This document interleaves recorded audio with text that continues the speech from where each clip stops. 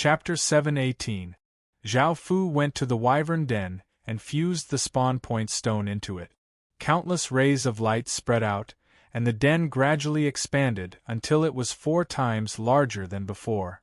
It gave off an even more powerful aura, and it could now spawn 5 wyverns every 2 days. The den was now a basic city, and if it became a great city, it would be able to spawn wyverns every day. With the spawn point stone, it would be able to spawn 5 wyverns every day. Leveling up the den required the den's creatures to obtain EXP, so Zhao Fu planned to raise some wyverns to level up the denver. That way, more and more wyverns would spawn, and the wyvern core would be incredibly powerful. Zhao Fu then went to the plantation region. Zhao Fu now had 2 bottles of silver spirit liquid, so how should he use them? Should he use 1 each, or should he give 2 to the Tree of Life, or should he give both to the ginseng tree? In order to nurture the Tree of Life, Zhao Fu mainly wanted to have a large number of divine tree warriors. This profession was quite powerful, and not only did they have outstanding strength, but they also had powerful recovery effects. They performed quite well on the battlefield, so Zhao Fu wanted them.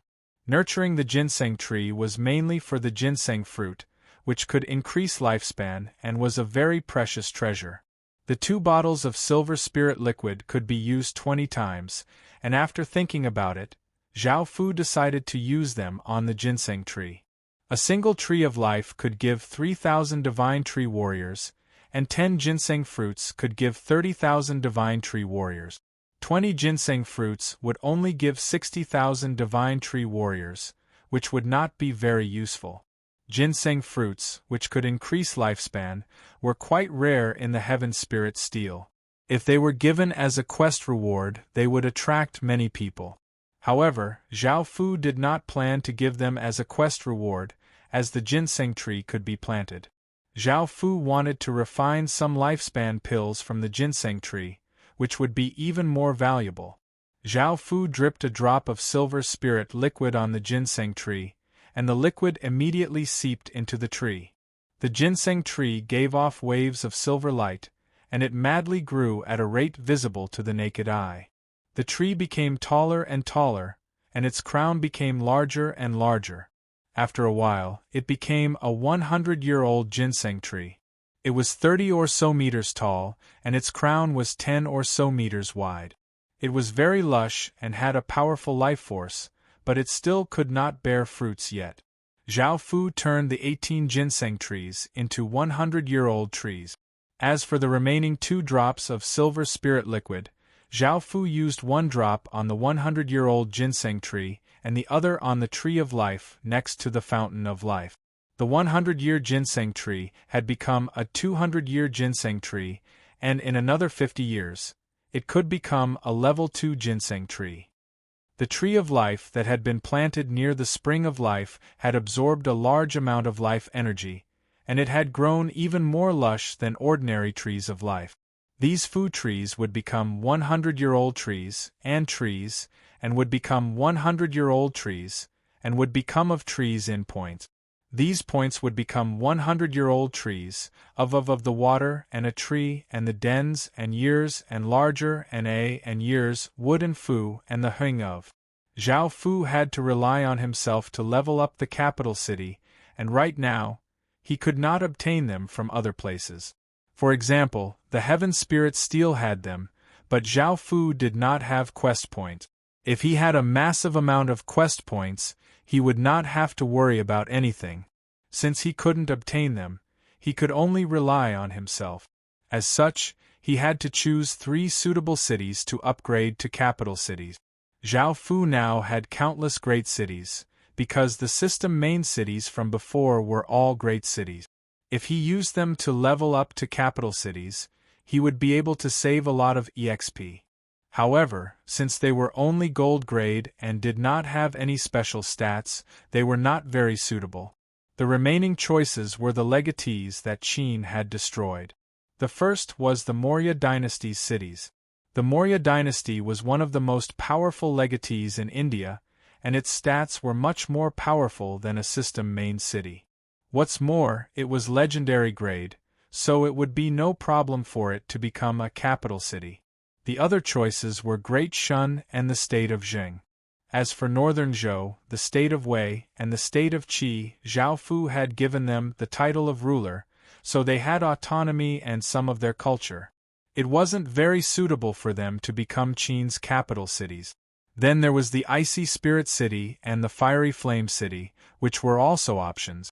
In the end, Zhao Fu chose Moria City, Icy Spirit City, and Fiery Flame City, and he gave up on Great Shun and the state of Jing. This was because he felt that using another kingdom cities as Qin's capital cities wasn't very suitable. Zhao Fu was quite interested in the ice and fire bloodlines, so he chose Icy Spirit City and Fiery Flame City. They were worth nurturing by Zhao Fu. After making this decision, Zhao Fu started to make some preparations. However, Zhao Fu decided not to upgrade them for now, and he would consider upgrading Qin's capital city to a level 6 capital city first. After doing these things, Zhao Fu felt quite relaxed. Now that Qin's soldiers were clearing out regions, Zhao Fu was quite free. Seeing that there was nothing to do, Zhao Fu left the Heaven Awakened world. After returning to his body, Zhao Fu opened his eyes and opened the door to his room. He did not see Jing Yuqin, so Zhao Fu looked around and did not pay too much mind. He sat at the table and started to eat. After eating to his heart's content, Zhao Fu sat in front of his computer. He first went to the Heaven Awakened World Forum and casually glanced through it. After not finding anything, he opened QQ. By now, Zhao Fu had contacted the people from before, and he found that they were doing quite well, so he did not disturb them. It was just that he had not been able to contact Lu Shi yet. With Zhao Fu's current abilities, he would be able to easily obtain information about her. However, Zhao Fu did not want to disturb her, as it had been a long time since they had been together. After looking through QQ and seeing that there was nothing else, Zhao Fu prepared to log off. At that moment, Jing Jiao walked in and smiled as she looked at Zhao Fu. She sat on Zhao Fu's lap and wrapped her arms around Zhao Fu's neck as she said shyly, "Zhao Fu, have you been very busy recently? I haven't seen you in a long time and I've missed you." Zhao Fu smiled as he hugged Jing Jiao. Seeing how shy she looked, this woman who was his cousin-in-law lowered his head and kissed her lips, and Jing Jiao passionately responded. After a while, Zhao Fu looked at the blushing Jing Jiao and placed his hands on her large breasts, and he started to move around. Jing Jiao did not feel scared at all, and she instead looked at Zhao Fu seductively. Zhao Fu quickly took off her clothes, and the two of them started to do it on a chair. Afterwards, Jing Jiao sat on Zhao Fu's lap and felt quite powerless, but she had a happy and satisfied smile on her face. Today they had finally done it. However, Zhao Fu was incredibly strong in this area, and he had not softened even after so long. Jing Jiao suddenly thought of her cousin's words, and she hugged Zhao Fu as she said shyly, "Zhao Fu, you're too amazing. I'm afraid that I won't be able to serve you by myself. How about I call my cousin? She's also a great beauty." Zhao Fu wanted to refuse, but Jing Jiao's body did not soften at all, so she still made a phone call. Zhao Fu had never thought that Zhao Fu would know her. Chapter 719. Zhao Fu felt quite awkward because he and Jing Jiao were sitting naked on a chair as they watched the woman walk in. She had a beautiful face and a graceful figure, and her skin was snow white. She wore a purple dress with straps, revealing a large area of her chest. She had light makeup on, and it seemed that she had put a lot of effort into her appearance, making anyone who saw her feel quite moved. Zhao Fu was not very familiar with her, but he knew her because they were in the same class. She was Bai Yan. She was one of the prettiest girls in Zhao Fu's class, and she was also Yang Zhe's girlfriend. Zhao Fu could still remember seeing the two of them sitting on a chair together, looking incredibly sweet. That was enough to make anyone feel envious and believe in love. However, Zhao Fu had never thought that Jing Jiao's cousin would be Bai Yan, and that they would meet in such a way. Bai Yan had never thought that this Zhao Fu would be the Zhao Fu from her university classmate. Bai Yan had heard of Zhao Fu's name from Jing Jiao before, but there were simply too many people with the same name. Bai Yan had never thought that the Zhao Fu that Jing Jiao was talking about was the same person as the Zhao Fu that she knew. After all, their statuses were like heaven and earth. One was an introverted student who wore simple clothes, while the other stood at the peak of the world and controlled the lives and deaths of countless people. If it wasn't for the fact that she had personally witnessed this, she definitely would not have believed that these two people were the same person. She had long since heard about Zhao Fu from Jing Jiao and knew just how monstrous his abilities were. He was Qin's legatee's representative, and he held great power. The entire world had to be wary of him. After hearing that the world was about to change, Bai Yan knew just how dangerous it would be. When she heard that her cousin had a relationship with Qin's people, she felt incredibly shocked. After hearing that that person was Qin's representative, Bai Yan felt incredibly excited and felt that her opportunity had come. In the future, she would not be able to protect herself or her family. Therefore, she urgently needed to find a strong and indestructible backer. Qin was her ideal candidate. However, Qin City was too high for her to reach, so she didn't overthink it. However, after learning about what had happened between Jing Jiao and Zhao Fu, she immediately broke up with Yang Zhe and went to Qin City. Jing Jiao was quite worried that Zhao Fu would not touch her.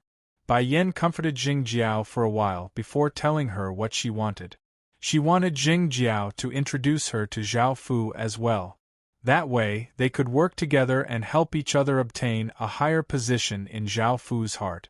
Jing Jiao was quite happy about this suggestion, and she was quite at ease with her cousin. How could she care about how many women Zhao Fu had? She just hoped that she would have a place in Zhao Fu's heart. As such, after doing it with Zhao Fu and sensing how powerful Zhao Fu was, the first person Jing Jiao thought of was her cousin. After hearing about this, Bai Yan couldn't help but feel quite excited. She was finally going to meet Great Qin City's representative, but she had never thought that she would meet her university classmate, Zhao Fu. At that moment, Bai Yan felt quite awkward and had never thought that something like this would happen. Looking at their expressions, Jing Jiao lay on Zhao Fu's body and asked curiously, "What is it? Do you know each other?" Zhao Fu dryly laughed as he said, "She was my classmate." "Really?" Jing Jiao said in delight. Since Zhao Fu and her cousin knew each other, things would be much easier and she wouldn't have to worry about anything. "I'm so tired. I'm going to rest for a while. You two can chat." Jing Jiao smiled as she left Zhao Fu's body and lay on the bed next to him. Because it was the first time that she had been tormented by Zhao Fu for so long, she closed her eyes and quickly fell asleep. After Jing Jiao left, Zhao Fu's body was completely exposed to Bai Yan.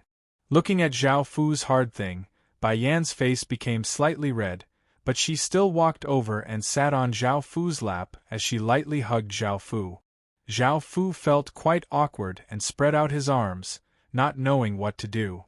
"Do you dislike me?" Bai Yan leaned against Zhao Fu's shoulder as she looked at Zhao Fu. After all, they were university classmates, and Bai Yan knew that Zhao Fu knew about her relationship with Yang Zhe. "I didn't," Zhao Fu said awkwardly. "Then why aren't you touching me?" Bai Yan harumphed as she pouted and acted coquettishly. Zhao Fu thought about it and laughed. Now that things had come to this, there was no point in hesitating. As such, he placed his hand on Bai Yan's voluptuous chest. Bai Yan's face became even redder, and she flirtatiously looked at Zhao Fu before kissing Zhao Fu, and the two of them started to do it. After a while, Zhao Fu suddenly felt that Bai Yan, who was lying on the table, had become even more excited. He looked over and found that a group chat window had been opened. Yang Zhe was chatting with others, telling them about his sweet past with Bai Yan, as well as his current heartache.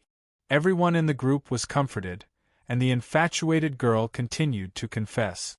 Perhaps Yang Zhe would never have thought that his beloved girlfriend would be doing such a shameful thing with Zhao Fu, and that Bai Yan was looking at him as he spoke.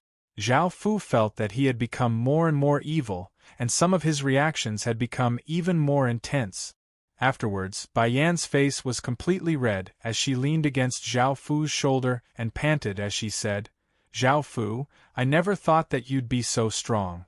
My body was about to fall apart because of you. Anyone who wants to be your woman will definitely die of happiness." Zhao Fu smiled as he hugged her and said, "Aren't you now?" Bai Yan couldn't help but laugh. She had never thought that things would go so smoothly and that Zhao Fu would approve of her so easily. At the same time, she felt quite relieved that Zhao Fu wasn't someone who would go back on his word. In actuality, she had been prepared to be toyed with by Zhao Fu. Following this, Bai Yan thought of something and said apologetically, "I'm sorry, I'm not a virgin anymore. If I knew this day would come, I would have left it for you and made you my man." Zhao Fu looked at Bai Yan pitifully and smiled as he replied, "I don't mind, so you don't have to worry about it." Bai Yan sweetly nodded before blushing and saying in a small voice, "This is my first time." Before Zhao Fu could react, Bai Yan's body slid under Zhao Fu's body and started to service Zhao Fu. After resting for a while, Zheng Jiao woke up. Seeing the two of them being so daring, Zheng Jiao's face became completely red. However, seeing that Zhao Fu seemed to be enjoying it, she also felt the same as Bai Yan. Looking at how flirtatious the two beauties were, Zhao Fu couldn't help but hug them and do it again on the bed. Zheng Yuqin, who had been resting at noon, was woken up by the sounds and went out to have a look. She cursed, "This bad boy is becoming more and more perverted. A few days ago there was only one and now there are two." Chapter 720. Zhao Fu looked at the two women who had fallen asleep and smiled. He put on his clothes and called Mu Gillen over to give him the information that Flower Moon had given him. This information mainly contained information about the various nation legatees. Qin had 31 regions, and there were 5 nation legatees. Qin had destroyed 2 and subdued 3, so of course there were other nation legatees in other regions as well. However, after Qin had continuously destroyed a few nation legatees, no one dared to casually reveal any information about them, as they were afraid that they would also be destroyed. By now, the nation legatees had all leveled up into basic cities, and Zhao Fu was not too surprised. After all, it had been a long time, and others had to develop as well. By now, some of the top-tier families had already leveled up into basic cities, let alone the nation legatees. Out of the 77 regions that Qin had destroyed, he had found information about 8 nation legatees. Zhao Fu wondered if they had relocated or not. For legatees with fate, they would have to pay a great price to relocate. However, compared to being destroyed, relocating was a better choice. Now, the player factions did not pose any threat to Qin at all. Moreover, the system factions would not ally with the player factions. With the system factions allying together to resist Qin, the nation legatees here did not even have the right to participate. Moreover, they had to worry because either side would act against them. After all, not only could Qin destroy them, but the system main cities could also destroy them. As such, they could only hide. Now that Qin had destroyed many regions, Zhao Fu did not know what had happened to the nation legatees. In any case, he did not see any nation legatees that had surrendered. Something else to note was that now that the regions had been opened up, players could freely go anywhere. Some places had many people, while others had no people at all. Some system main cities treated otherworlders well, so they would attract many otherworlders. Some system main cities slaughtered otherworlders, forcing them to flee. Now that the players had gathered together, their power could not be underestimated. However, Qin had reality-harming talismans, and with how afraid players were of dying, he did not have to worry much. However, he still had to be careful in case they caused trouble. After returning to the Heaven Awakened world, Zhao Fu immediately ordered Qin's assassins to search the 8 regions to see if the 8 nation legatees had moved away. If they hadn't, they had to quickly kill them. In Zhao Fu's eyes, the legatees were like pieces of juicy meat, and he wanted to quickly destroy them. They were still quite useful to Qin. However, Zhao Fu had expected that they would have moved away, so he ordered Qin's assassin to investigate. One day later, Zhao Fu came to the Heaven Spirit Stele and was quite surprised that someone had completed the quest that he had given out. Zhao Fu placed his hand on the stone stele and chose to accept the item. The Heaven Spirit Stele gave off an intense violet light, and a thick book came out of it. That was how powerful the Heaven Spirit Stele was. No matter where it was, no matter how far it was, as long as one completed a mission, they would be able to obtain the mission rewards. Zhao Fu stretched out his hand and caught the book. The violet light on the stone stele disappeared, and Zhao Fu glanced at the book. The book was 30 centimeters long, 15 centimeters wide, and 3 centimeters thick. The cover was green, and it gave off a grassy fragrance. The book was called List of Major Events, and below it was a summary of the major events that had happened in the Heaven Awakened world in the past year. This book was provided by the Holy Book Pavilion. The Holy Book Pavilion was one of the largest factions related to books, and they sold all sorts of books. For example, there were books about the cultures of different worlds, legends of different worlds, all sorts of customs, strange items, and even all sorts of pornographic books. Because of the huge variety of books they sold and the curiosity of the people, the Holy Library was undoubtedly very popular. It was said that the people of the Holy Library often appeared in the desolate areas and liked to collect stories and legends of the various new worlds. Only by doing this would the freshness of the books they sold not decrease, as they would always have new topics and content. Zhao Fu did not pay too much attention to this, and he curiously flipped through the book. Emperor Path College has loosened its restrictions this year, and it's expected that it will be recruiting even more students. Princes and princesses of barony kingdoms will also have a chance to enter. The Flowing Cloud Imperial Kingdom's princess, Yu Qiue, has married the Azure South Imperial Kingdom's 4th prince. Now, the 2 imperial kingdoms seem to be allied by marriage, and their relationship is quite close. The Battle Knight Kingdom has defended against the attacks of 5 royal kingdoms by itself. This is quite rare. A large-scale conflict has erupted between the Zuni Empire and the Moon Dawn Empire, and there is a strong smell of gunpowder on both sides. It looks like a big battle is about to break out. The Taoist sect has divined that an origin race has appeared in a remote region in the north. There were many different pieces of information recorded here, and all of them were incredibly important and had different effects on the Heaven Awakened world.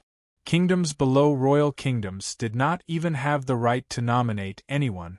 Zhao Fu looked at the 5th piece of information. The Taoist sect had divined that an origin race had appeared in a remote region in the north, which made Zhao Fu feel quite shocked. After all, Qin City was in the north of the Heaven Awakened world, and Qin City also had an origin race, which was Tuoba Qing. The Taoist sect was one of the largest sects in the Heaven Awakened world and had a very high status. Zhao Fu wondered if the origin race had divined that it was Tuoba Qing. If it was, things would become quite serious. Zhao Fu had never thought that even the massive factions at the center of the Heaven Awakened world would pay so much attention to the origin race. After looking for a few more times and seeing that they were unable to divine Great Qin's exact location, Zhao Fu let out a sigh of relief. With how big the northern side was, they most likely would not be able to find Great Qin. At the same time, Zhao Fu started to feel even more curious about Tuoba Qing's true identity. However, even the Golden Dragon could not find out about this, so Zhao Fu did not have the ability to find out. In actuality, these things were still quite far away from Qin City. Qin City had not even left the novice village, so there was no need for him to care about what was going on at the center of the Heaven Awakened world.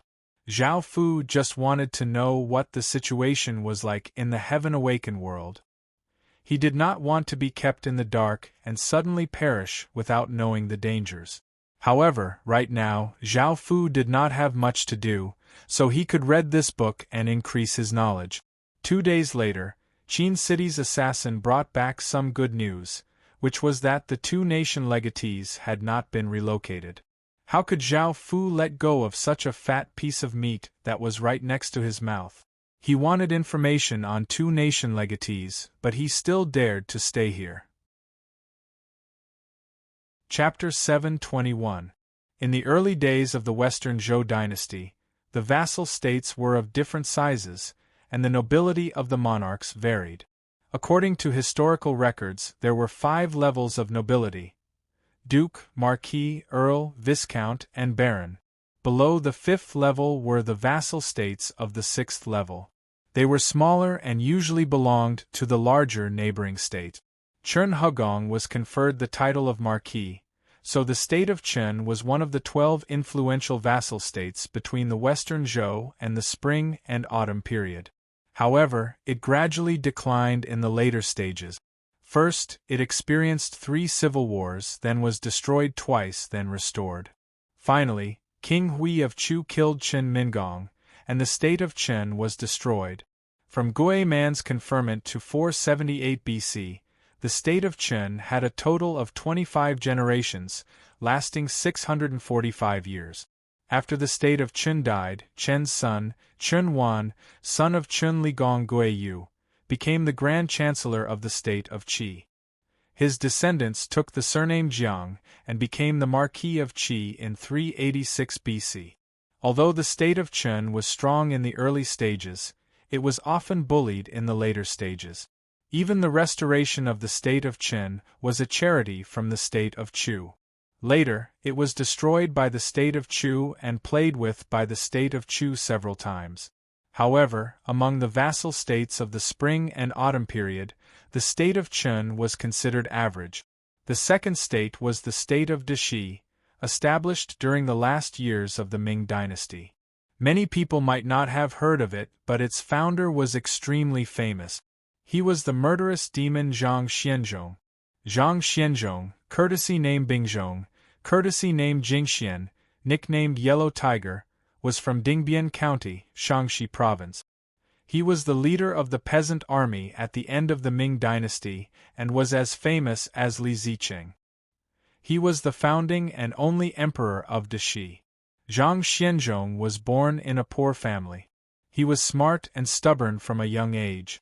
He started a small business with his father, selling red dates. He worked as a constable and later came to Yensui town to be a border guard. He was unyielding and loved to fight for justice, which nearly cost him his life. Later, his personality changed drastically. He became an extremely violent, cruel, and bloodthirsty person. He killed countless people in his life and regarded life as nothing more than grass. He even erected a monument, the 7-Kill Monument, on which was written, "All things in the world belong to man, but man has nothing to do with heaven. Kill, kill, kill, kill, kill, kill." At that time, he was synonymous with terror. Whenever his name was mentioned, everyone's expression would change greatly. Fear would grow in their hearts, and they would flee upon hearing his name, not daring to stay for even a moment. He embodied the darkest side of the late Ming dynasty. Moreover, Zhang Xianzhong liked to use all kinds of cruel methods to kill people. His favorite method was skinning people, so he had a lot of human skins in his collection. It was unknown how many people had died under his skinning. This was rather famous in history. The Great Xi regime that he had established was definitely bloody and cruel. Many of his subordinates had also gathered people who took pleasure in killing. His army was also guilty of many crimes. Every time they captured a territory, they robbed a large number of women. Other than a few young women who were captured to serve as prostitutes in the camp, the rest were all killed for fear of affecting the morale of the army. Later on, the army was defeated and retreated in disorder. Due to the lack of rations, they killed women and pickled them to be used as rations for the army.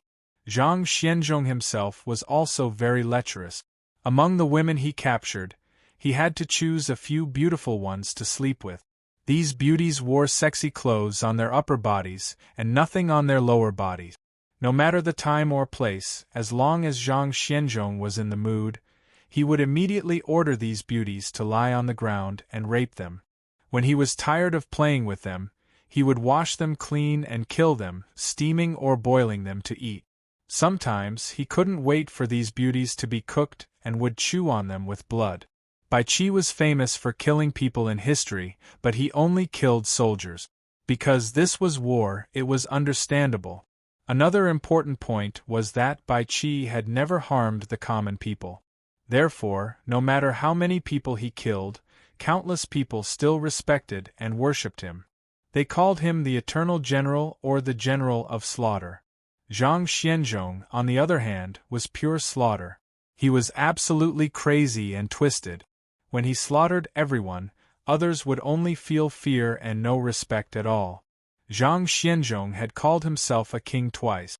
The first time was in the 8th year of Ming Chongzhen, 1635 AD.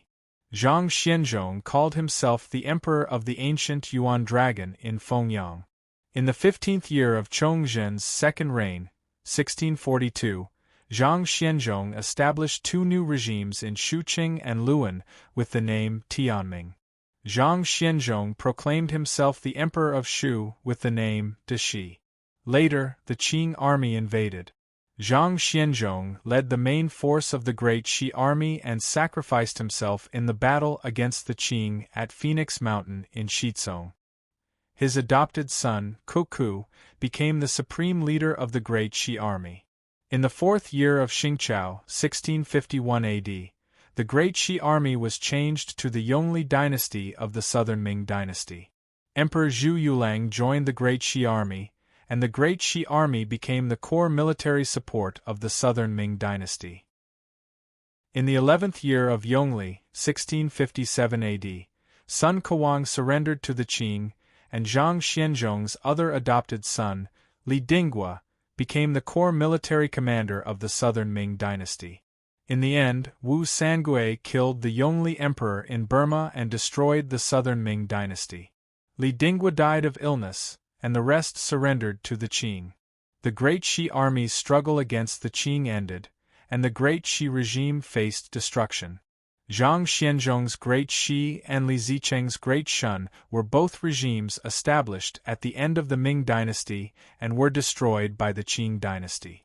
The Qing dynasty unified China and became the last dynasty in China.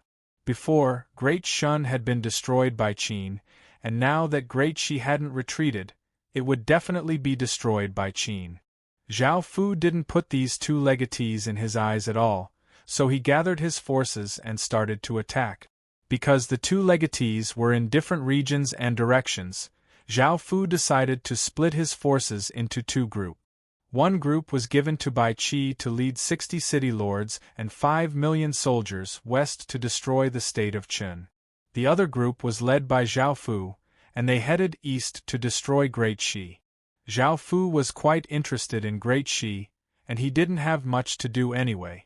Bai Qi rode on his black forest horse and coldly looked down at the basic city. He waved his hand and gave the order to attack. Great Qin's soldiers were like a flood that ferociously charged towards the state of Chen City, their terrifying power sweeping through everything. The villages outside the state of Chen's city weren't able to react at all, and they were completely inundated by the army of soldiers.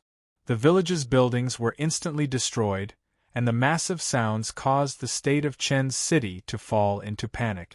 Within the state of Chen's city, a scholarly and weak-looking young man's heart sank. He came outside the city walls and looked at the black mass of soldiers, and he felt a wave of terror and pressure.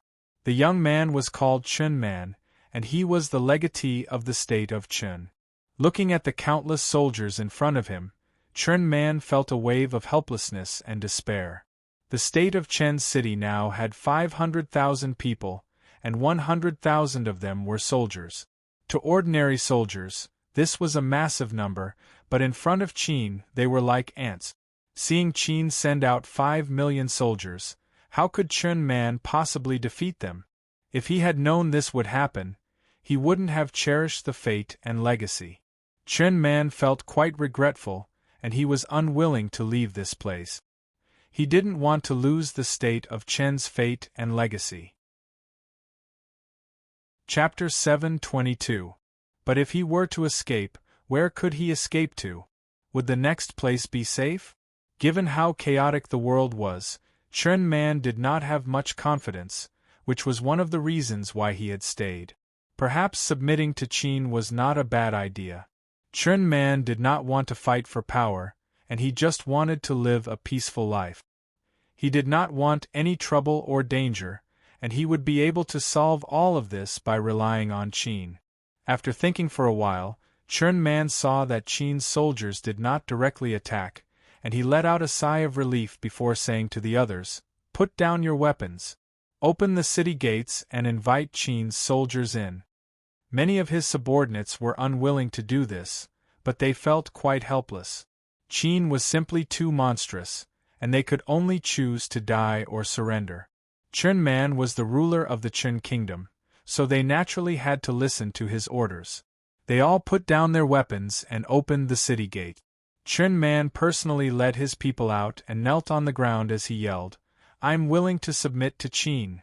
Even Bai Qi felt quite surprised. He had never thought that Chen Man would surrender before he had even said anything. It was the first time he had seen such a sensible person. Since things had been resolved so easily, His Majesty would most likely praise him. Thinking to there, a trace of a smile appeared on Bai Qi's face as he came before Chen Man and said, "Get up. Since you're so understanding, I'll say a few more words to His Majesty and give you the title of ruler." Chen Man let out a sigh of relief and understood that things had been resolved, and none of his subjects had died. Following this, Bai Qi officially took over the state of Qin. However, he did not have the ability to confer the title, and he had to wait for Zhao Fu to come or bring Chen Man to Qin for Zhao Fu to confer the title. Over at Zhao Fu's side, Zhao Fu stood in the air and looked down at a man with long black hair and blood-red eyes, who gave off madness and killing intent, and he said, "Do you think you can resist? I'll give you 5 minutes to consider whether or not to surrender." Now, Qin's 5 million soldiers had surrounded Great Western City and were prepared to attack at any moment. Right now, the number of people in the Great Western City had reached 600,000. Most of them were men, and there were no elderly, women, or children to be seen. Moreover, these men all had ferocious expressions and had a vicious air about them. They were definitely not good people and seemed to have been bandits or mountain bandits in the past. In front of Qin's enormous and terrifying army, they still wanted to fight with him. At the same time, their eyes were bloodshot and filled with killing intent. They didn't know why. "Haha! Do you think I will surrender to you? So what if you are the Prince of Qin? Do you think I will be afraid of you?" The crazed man was Great Qi's legatee, and his name was Zhang Shisha. He held a blood-red sword and pointed it at Zhao Fu as he loudly laughed. He did not show any fear at all, and his words were filled with madness and arrogance. Zhao Fu's expression turned cold as he grabbed at Zhang Shisha. A formless energy surged towards Zhang Shisha. Zhang Shisha loudly laughed and pointed his blood-red sword towards the sky as his body gave off waves of blood-red light. A blood-red pillar of light shot into the sky and a massive aura spread out, blocking Zhao Fu's formless energy. Roar! Countless traces of blood-red light descended from the sky as a blood-red dragon giving off a murderous and berserk aura appeared in the sky. It gave off a berserk dragon's roar that sounded out in all directions, causing all creatures to run for their lives in terror. Under Zhang Shisha's lead, Great Qi City's soldiers started to attack Qin. Zhao Fu coldly harumphed and gave the order to the 50 city lords around him, saying, "If they resist intensely, slaughter the entire city. There's no need to care about the population." Yes. The city lords obeyed and started to ferociously attack Great Qi City, unleashing powerful attacks and massacring the soldiers on the city walls. Qin's soldiers gave off a terrifying aura as they rushed up, and arrows tore through the sky. Great Qi's soldiers showed no fear and madly counterattacked. Even though they knew that they would die, they still attacked City Lord Qin or Qin's soldiers one last time. However, the difference in strength was still too great, and Great Qi's terrifying attacks against Qin seemed quite pitiful. The 50 city lords continuously slaughtered, and with the 5 million Qin soldiers, many of Great Qi's soldiers were killed by Qin. Zhao Fu did not look at the battle below but at the sky, where the blood-red dragon gave off a terrifying aura. This dragon was over 30 meters long, but Zhao Fu felt that it was even more powerful than ordinary dragons that were 100 meters long. However, no matter how powerful it was useless because it was facing Zhao Fu. Clang, clang, clang! Zhao Fu did not hesitate and exploded out with all of his power. Tens of thousands of chains gave off the sound of metal clashing as they shot towards the blood-red dragon in the sky. The blood-red dragon roared as it savagely charged at Zhao Fu, giving off a large amount of blood-red light, wanting to block the countless chains.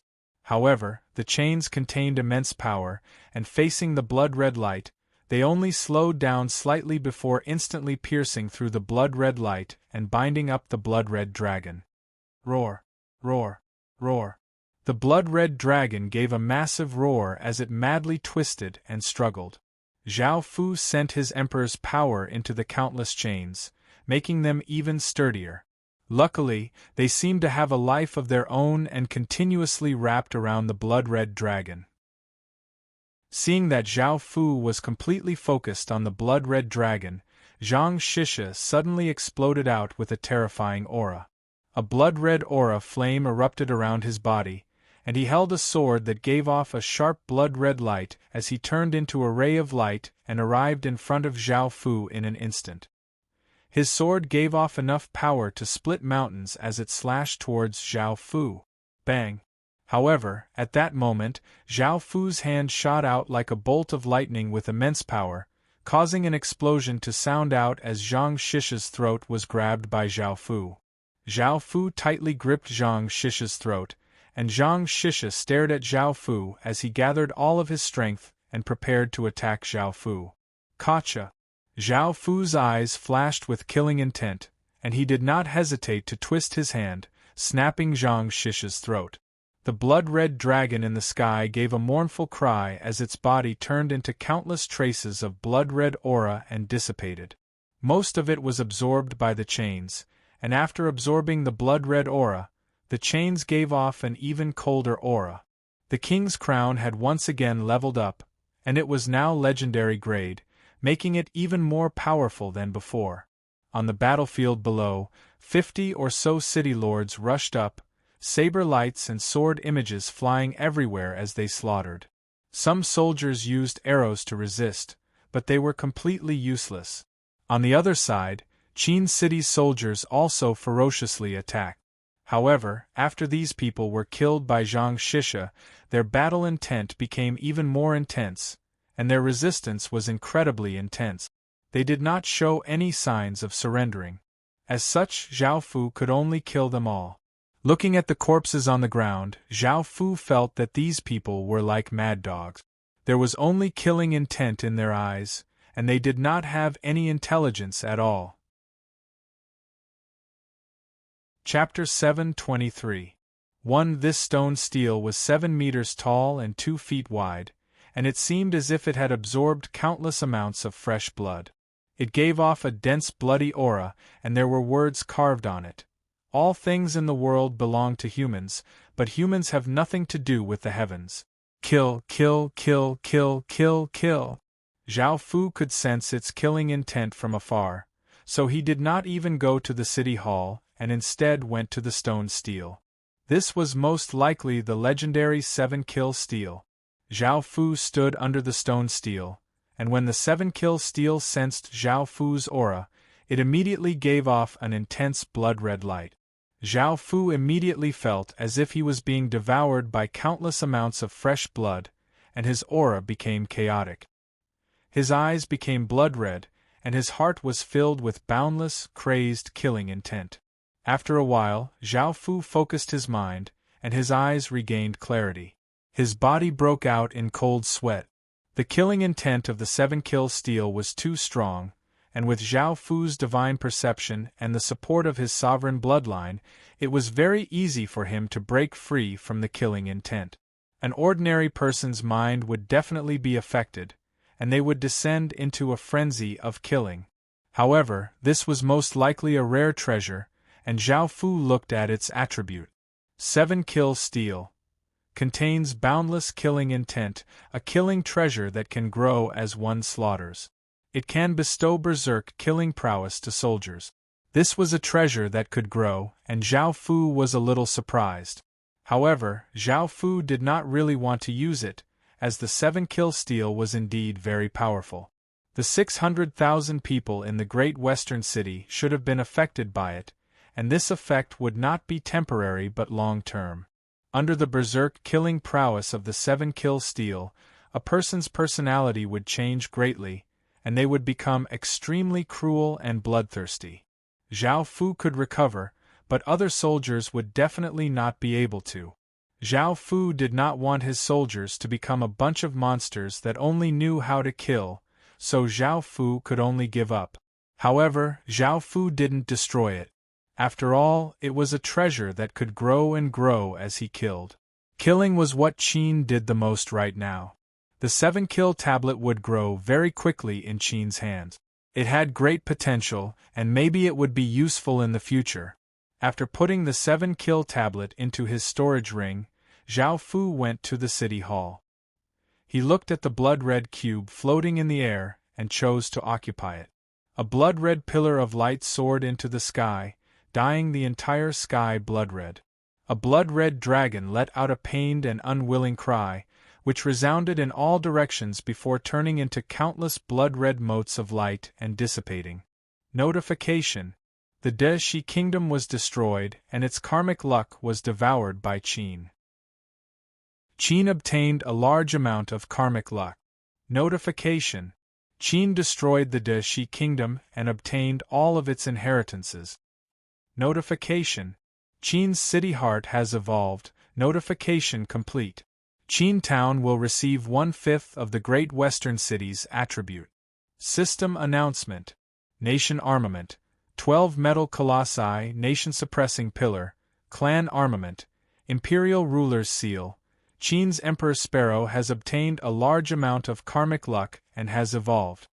System announcement: You have conquered a large city with a kingdom's legacy and obtained 5,000 achievement points. System announcement: You have relocated a large city and obtained 580,000 EXP. Zhao Fu glanced at the system announcements and didn't pay them too much mind. He ordered his people to clean up the battlefield, and he found out why there weren't any elderly, women, or children. It turned out that the elderly had all been killed, as they were useless and wasted food.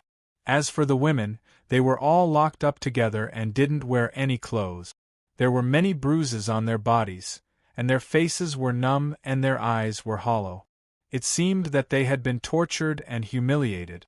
There were also other children who were locked up together and used as food reserve. Great Western City didn't have much food, and they didn't like to grow their own crop. They were like bandits, burning, killing, and robbing. These people are crazy. Zhao Fu couldn't help but curse when he saw this. He felt quite angry, and Zhao Fu admitted that he wasn't a good person. He could do anything to the outside world, but Zhao Fu definitely wouldn't harm his own people. Pack up all resources and take care of the women and children. Burn down the city and return to Qin Town. Zhao Fu gave the order, and the soldiers quickly gathered all resources and started to set the city on fire. The raging flames quickly devoured the city that was filled with madness and evil. After returning to Qin Town, Zhao Fu received news from Bai Qi and felt quite surprised. He had never thought that the state of Chen would be taken care of so easily, and he immediately headed to the state of Chen. Dong, dong, dong, heavy and sorrowful drum beats sounded out throughout the northern side of the great northern continent, and the green dragon in the sky slowly turned back into a dragon python. Zhao Fu had given Chun Man the title of Lord and successfully taken over the state of Qin. Now that Qin Town had obtained 2 more legacies, it would provide a lot of fate for Qin Town. "Thank you, Your Majesty, for your bestowment." Chun Man knelt on the ground, feeling incredibly nervous. This was the first time he had seen Qin's legatee, and he could sense the king's might that Qin's body gave off, making him feel incredibly shocked. Qin's legatee was an absolutely powerful existence, and he had never sensed such power from anyone before. Chun Man's king's aura seemed as lowly as that of a commoner in front of Qin's legatee. "Get up. You're now a member of Qin Town, so Qin Town naturally won't mistreat you," Zhao Fu said with a trace of a smile. Only then did Chun Man dare to get up. Zhao Fu had Chun Man take him around the state of Qin City, and make some arrangements so that Qin Town could take complete control of the city. After taking care of these matters, Zhao Fu returned to Qin Town in satisfaction. This mission had finally come to an end. Following this, Zhao Fu refined the historical generals' corpses that he had brought back from Great Western City and obtained the innate talent blood crystal before calling Zhang Han over. Because it had been a long time since he had conquered a legatee, Zhang Han's grade had always been SS grade, and he did not have a great general star. As such, Zhao Fu gave the innate talent blood crystal to him. Zhang Han was quite excited. Out of all of the historical generals in Qin Town, he was the only one who had not had a great general star. Zhang Han even suspected that he was not as important as the other historical generals in Zhao Fu's heart, and he had felt quite disappointed. He admitted that he was inferior to Bai Qi and Wang Jian. However, it seemed that this was not the case. After all, Zhao Fu had refined the historical general's corpses and called him over. It seemed that Zhao Fu still remembered him. "Thank you, Your Majesty," Zhang Han said gratefully as he knelt on one knee. Zhao Fu lightly smiled as he said, "All right, stand up. There's no need to stand on ceremony. Use the innate talent blood crystal and raise your grade." Zhang Han hurriedly stood up and used the innate talent blood crystal. Countless traces of blood-red aura rose up, causing Zhang Han's body to go through changes. Soon, Zhang Han's aura became stronger, and his grade was raised to SSS grade, giving him a great general star. After taking care of these matters, Qin Town regained its calm, and the dragon's roars and drums continuously sounded out, causing the northern continent to once again become lively. Chapter 724. One who was the strongest in the northern side? Without even thinking about it, everyone knew that Qin had grown into a massive monster, and he opened his monstrous mouth and devoured everything in his surroundings. Right now, whenever people in the northern side saw him, they would feel fear. Whenever he appeared, countless factions would run for their lives in fear, and they would not dare to resist at all. This was especially so after he became the world protector, making it so that no one dared to resist. As such, wherever Qin went, it was a disaster for players. Even system main cities could not stop him, so ordinary players could only relocate. Luckily, the regions had been opened up, making it much easier for them to travel. Otherwise, it would be like before, a flock of sheep being chased around by Qin from one place to another, and that would be quite sullen. In actuality, countless people were quite displeased and furious towards Qin, and countless factions feared Qin. Qin was simply too great of a threat to them, and if it wasn't for the fact that Qin had the ability to massacre players, they would have once again gathered players to attack Qin. Even if the rewards this time were only 10% of what they had been before, there would still be many players joining in. It was a pity that Qin had the ability to massacre players, and he did not take the initiative to massacre them. Even though they were displeased with Qin, ordinary players could only endure it. No matter how much money those factions offered, they would not go because money was not as important as their lives. A few days later, it was time to go to the outside world to trade. Zhao Fu went to a hidden room, and Rahi was already waiting for him. Miss Rahi, how many talisman stones have you prepared? Zhao Fu asked as he smiled. Now that Qin had conquered so many regions, he had provided enough wealth for Zhao Fu to spend as he pleased. After all, they had obtained enough stage 1 corpses from the previous battle, so they did not lack corpses. This time, Zhao Fu had come to buy talisman stones, as Qin was severely lacking in talisman stones. Rahi looked at Zhao Fu and smiled as she replied, "This time, we're buying 3 million normal-grade talisman stones, 100,000 blue-grade talisman stones, 5,000 silver-grade talisman stones, and 200 gold-grade talisman stones." Hearing this amount, Zhao Fu was quite satisfied and said, "I'll take them all." Afterwards, Zhao Fu took out a storage ring filled with coins and gave it to Rahi. Rahi also gave a storage ring filled with rune stones to Zhao Fu. Because the two of them had traded many times, they didn't say much and quickly completed the transaction. "Customer, don't you need the corpses of soldiers this time? If you need them now, we can supply them in large quantities, and the price will be much lower," Rahi said with a smile. Hearing this, Zhao Fu's expression fell. There would not be so many corpses for no reason, and most of these corpses were stolen from the battlefield. What happened in the battle between the Devil Horn Empire, Lontong people, and Grassy people? Zhao Fu could not help but ask, "Is the battle over there so intense?" Rahi's smile became somewhat serious, and she sighed as she said, "The Grassy people and Lontong people worked together but still lost in the end. We were heavily injured by the Devil Horn Empire, and we can only focus on defending." Hearing this, Zhao Fu's heart sank. Could it be that even the Lontong people and Grassy people working together could not defeat the Devil Horn Empire? If the Devil Horn Empire destroyed them, the human world would be next. Facing such a terrifying Devil Horn Empire, even the Lontong people and Grassy people, who had developed for so long, could not stop it. How could the human world stop it? It was almost impossible for the human world to survive. However, another half-beast world has joined the battle. With the three worlds working together, we've temporarily stopped the Devil Horn Empire's invasion. At this time, Rahi spoke again.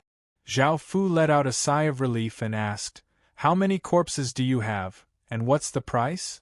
Qin definitely wanted corpses, and even if he did not lack them now, he would definitely lack them in the future. If the price was right, he would be able to buy some.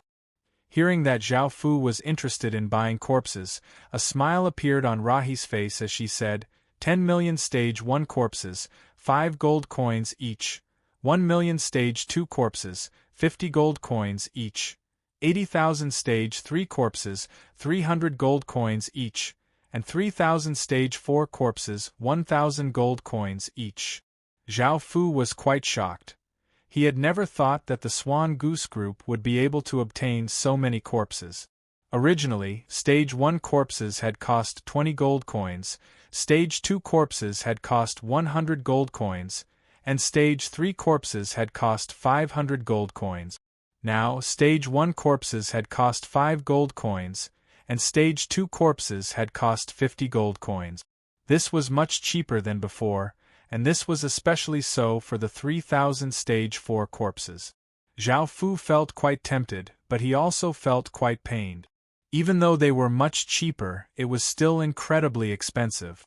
10 million Stage 1 corpses would cost 50 million, 1 million Stage 2 corpses would also cost 50 million, 80,000 Stage 3 corpses would cost 24 million, and 3,000 Stage 4 corpses would cost 3 million. In total, this was 127 million, and this was in gold coins. Zhao Fu had felt quite rich from the gold coins he had plundered from countless system main cities, but now that he had to buy these corpses, Qin felt even poorer. "Dear guest, what do you think? This price is 5 times lower than before." Rahi said as she looked at Zhao Fu, who was deep in thought. Zhao Fu thought about it and felt quite pained. If he bought these corpses, Qin would not lack corpses for a long time, and he would be able to nurture a large number of Stage 2 and Stage 3 soldiers. In the end, Zhao Fu made his decision and said, "All right, I'll take all of these corpses." Rahi smiled and took out a few spatial rings filled with corpses. Zhao Fu also took out spatial rings filled with money, and the two of them quickly completed the transaction. "Dear guest, thank you for taking care of our business. We'll continue to provide you with talisman stones and corpses." After completing this massive transaction, Rahi was incredibly happy, and she gave a brilliant smile as she spoke to Zhao Fu as he prepared to leave. Boom! Just as Zhao Fu was about to reply, a massive explosion sounded out as the room continuously trembled. Following this, a cracking sound could be heard as the room collapsed. Rahi's face paled, and she instantly understood what had happened. Someone had suddenly attacked, and this place had a powerful magic formation protecting it.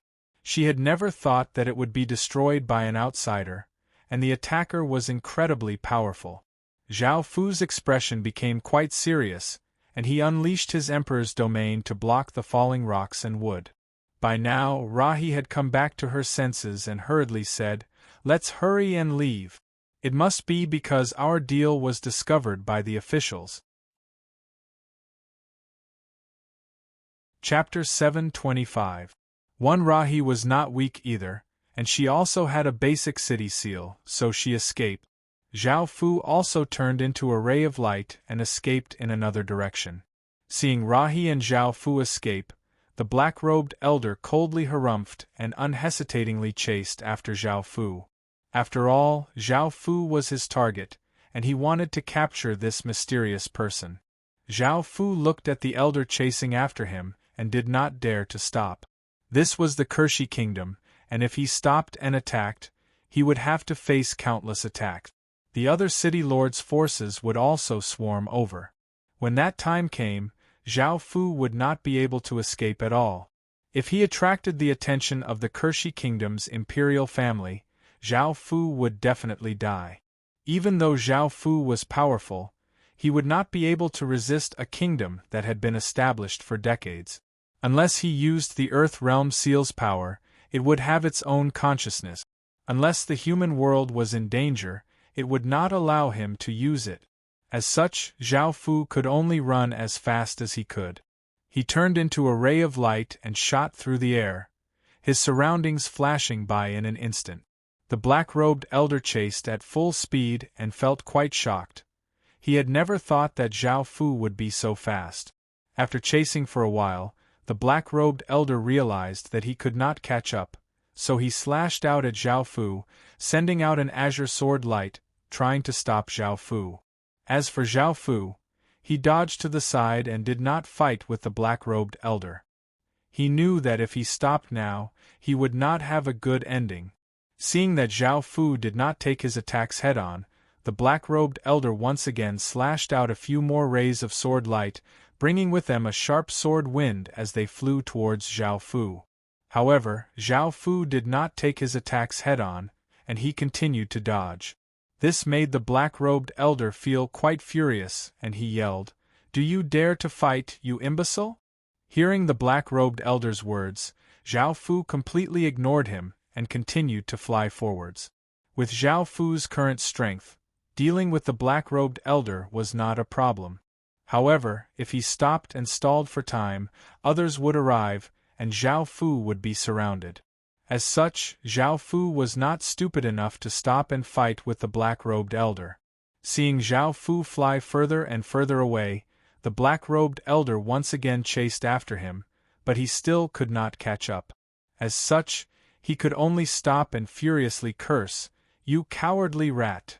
Zhao Fu disdainfully looked at the black-robed elder and continued to fly forwards. The black-robed elder's Zhao Fu's eyes looked at the black-robed elder. A few hours later, Zhao Fu used the teleportation channel to return to the Legacy Land, and only then did he relax. He wondered how the Kershi kingdom would treat the Swan Goose Financial Group after discovering that they had traded with him. Zhao Fu felt that nothing would happen, as the Swan Goose Financial Group was quite powerful. Moreover, they had only traded with Zhao Fu for talisman stones and corpses and had not done anything to harm the Kershi kingdom. They had only broken the Kershi kingdom's rules, so the Kershi kingdom would not do anything to the Swan Goose Financial Group. However, Zhao Fu could not enter the Kershi kingdom, as they had already discovered his existence. If he went in, it would be incredibly dangerous. In the future, he would have to go to other kingdoms to buy more talisman stones and corpses. Zhao Fu sighed and decided to wait for this storm to pass before going out to take a look. A few days later, Zhao Fu refined the Stage 2 and Stage 3 corpses and obtained a large number of Stage 2 and Stage 3 Blood God pills. Zhao Fu gave out these Blood God pills, and countless soldiers' cultivations quickly rose. Over the next few days, Zhao Fu looked at the various developments in Qin City. Since he had nothing to do, he decided to go to other basic cities to take a look. Even though he had soldiers to provide him with information, it was not as good as seeing things for himself. He could not just focus on Qin City. He also had to pay attention to the development of other cities. Following this, Zhao Fu went to later Zhou City, and Nangong Shuiwei brought Kai Xiaowei and the others to the teleportation channel. "We greet your majesty." Seeing Zhao Fu arrive, everyone respectfully bowed. Zhao Fu looked at everyone and slightly smiled as he said, "There's no need to be so formal. I'm just here to take a look and will be leaving soon." Everyone nervously stood to the side, and Nangong Shuiwei looked at her son. Kai Xiaowei understood and brought Zhao Fu around later Zhou, telling him some of his thoughts about the future of later Zhou. Zhao Fu smiled to express his approval. For this young man to have such thoughts, he was not simple at all, and he had the potential to be a good lord. After walking for a while, Zhao Fu felt quite satisfied and planned to head to the next city. However, Nangong Shuiwei insisted that Zhao Fu stay and rest. However, there were only Zhao Fu and Nangong Shuiwei in the room. Seeing that there was no one else, Nangong Shuiwei walked over to Zhao Fu and lightly hit Zhao Fu a few times with her fists, saying, "You heartless man! You didn't even come to see me in such a long time." Zhao Fu smiled as he hugged Nangong Shuiwei. Nangong Shuiwei was a woman that Zhao Fu had acknowledged a long time ago, and he had kissed her and touched her. However, back then, Zhao Fu had not thought about these things, and he knew that later Zhou was developing quite well, so he had not come here. "I'm sorry." Zhao Fu smiled as he said softly. Nangong Shuiwei's eyes gave off a trace of flirtatiousness. Ever since she had done those things with Zhao Fu, her body had become even more empty. When Zhao Fu had left, she had wanted to do it with Zhao Fu, but she had tactfully refused. Now, she had been waiting for a long time. "Then you have to properly compensate me." Nangong Shuiwei's face became red as she hugged Zhao Fu's waist and looked up at Zhao Fu as she said in a small voice. Zhao Fu looked at this incredibly seductive woman and lowered his head to kiss her lip. Nangong Shuiwei passionately responded, and the two of them started to do it. Nangong Shuiwei's body had been empty for a long time, and her reaction was incredibly intense. There was no one else in the surrounding rooms, as Nangong Shuiwei had given him instructions. However, Kai Xiaowei still came here, and he could hear the sounds of it, as well as his mother's moans. Kai Xiaowei couldn't help but grit his teeth and clench his fists, feeling incredibly furious. His mother's lewd moans deeply pierced into his heart, and he didn't even need to look to know that his mother was being ferociously done to by Prince Qin. Kai Xiaowei had long since known that his mother had become Prince Qin's woman, and that was why his uncles, who had hated him in the past, had suddenly become fond of him and supported him as the ruler of later Zhou. Hatred and anger filled Kai Xiaowei's heart, but when he thought about his mother's gentle and loving appearance, Kai Xiaowei realized that everything his mother had done was for him. How could he hate his mother?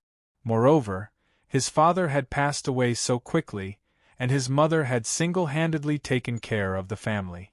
Why couldn't she have her own life and satisfy his needs?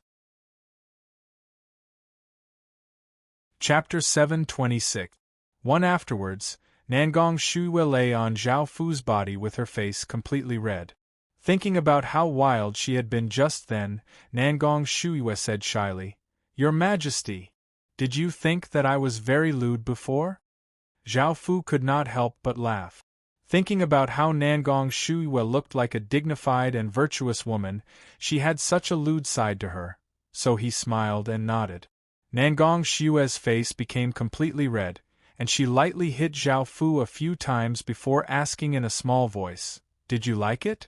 Zhao Fu looked down at her flirtatious appearance and nodded. Being virtuous in front of others and lewd in bed was quite unique. A happy smile appeared on Nangong Shuiwe's face before she lightly harumphed and said, "What if I want you in the future? You won't come to find me often, and who knows how long it'll be before we meet again." There were still many members of the Chai family in later Zhou City, and they were all players. Zhao Fu was afraid that information about Qin City would be leaked, so he forbade all members of the Chai family from entering Qin City. However, Qin City's people could come to later Zhou City whenever they wanted. The situation was quite different to before. Qin City had already constructed the inner Great Wall, so there was nothing to worry about. As such, Zhao Fu said, "You can come to Qin City whenever you want." Nangong Shuiwe happily nodded and smiled as she kissed Zhao Fu's cheek and said shyly, "I'll go every day then." Zhao Fu lightly laughed and lifted Nangong Shuiwe's chin as he asked, "Do you want more?" Nangong Shuiwe looked at Zhao Fu with her eyes and blushed as she lightly nodded. She wanted to satisfy her body that had been empty for over 10 years. Zhao Fu smiled and agreed to her request before continuing to do it, and soon the sky darkened. In a certain location in the northern continent state of Su, ripples spread out like water. A beam of black light shot out from the center of the ripples, and a black-robed young man with a powerful aura appeared in the sky. He had an oriental face and black pupils. He had long, black hair and a handsome face, but it was incredibly cold and emotionless. His body gave off traces of demonic qi, and his aura was incredibly terrifying. In front of him, a powerful demon lord seemed to be nothing. After entering this place, Zhao Fu started to examine this world. He sensed that there were large numbers of creatures gathering around him, so he hid his aura and flew forwards before arriving at a system main city. What made him a little surprised was that apart from most of the people here, there were a few who looked similar to him. Could they be his clansmen? He tried to sense them, but he didn't find any devil qi on them. It seemed that they just looked alike. Since there was someone who looked like him, there was no need for him to hide his appearance. In fact, with his status, he disdained to do so. When he arrived at the main street, he walked on the main road while examining the city and carefully looking at everyone. A few well-built, muscular Caucasian men looked at the black-clothed man and looked quite displeased. One of the Caucasian men cursed, "What are you looking at, Asian monkeys? Be careful, or I'll stuff your head into cow dung." Zhao Fu stopped and coldly looked at the muscular men. Even though he couldn't hear what they were saying, he could sense that they were insulting him. The muscular men were used to doing as they pleased here, and seeing that this Asian monkey dared to stop and coldly look at them, they were infuriated. They had always taught this Asian monkey a lesson, so they picked up their iron rods and savagely walked over. He still did not move and coldly watched as the big foreign men walked over. One of the big foreign men looked at him and ferociously swung his iron rod towards his head. Killing an Asian here was not a big deal at all, and it was like killing a dog. The iron rod brought with it a strong gust of wind as it swung towards him. He stood there motionlessly until the iron rod was about to hit him. A strong gust of wind suddenly blew past. The burly man who attacked him was cut into countless small pieces, and then collapsed like a sand sculpture, the pieces of flesh scattered on the ground. Seeing this scene, the other burly men were so scared that their legs turned to jelly and they collapsed to the ground, looking at him in fear. These burly men actually did not have much ability, but they relied on their burly bodies to bully ordinary people. They were people who bullied the weak and feared the strong. His cold gaze looked at the remaining strong men, who immediately knelt on the ground and begged for mercy. "Sir, I was wrong, please let us go." However, he was not moved and slowly raised his hand. A person suddenly stood up. It was a Chinese person, and he tried to persuade him. "Let them go. This is their territory, and if we offend them, we'll all be suppressed by them. It's best to know our place and not cause any trouble." This Chinese person had been abroad for more than 10 years, and he had long since seen the hidden rules. This was something that most Chinese people understood. If they wanted to live here, they had to be well-behaved and not cause trouble. If they did anything to resist, not only would they be ostracized by the white people, but they would also be threatened. If they could not obtain any benefits here, they would be flooded by haters in China, who would think that they had lost face for China. You have to be at an absolute disadvantage. If you don't retaliate when others hit you, you have to be the absolute weakling. Only then will the Caucasians sympathize with you. The people in the country will also sympathize with you. Of course, there will still be brainless haters who will say that you deserve it for running overseas. This was the rule here, and the Chinese here were used to it. The other Asians were also used to it.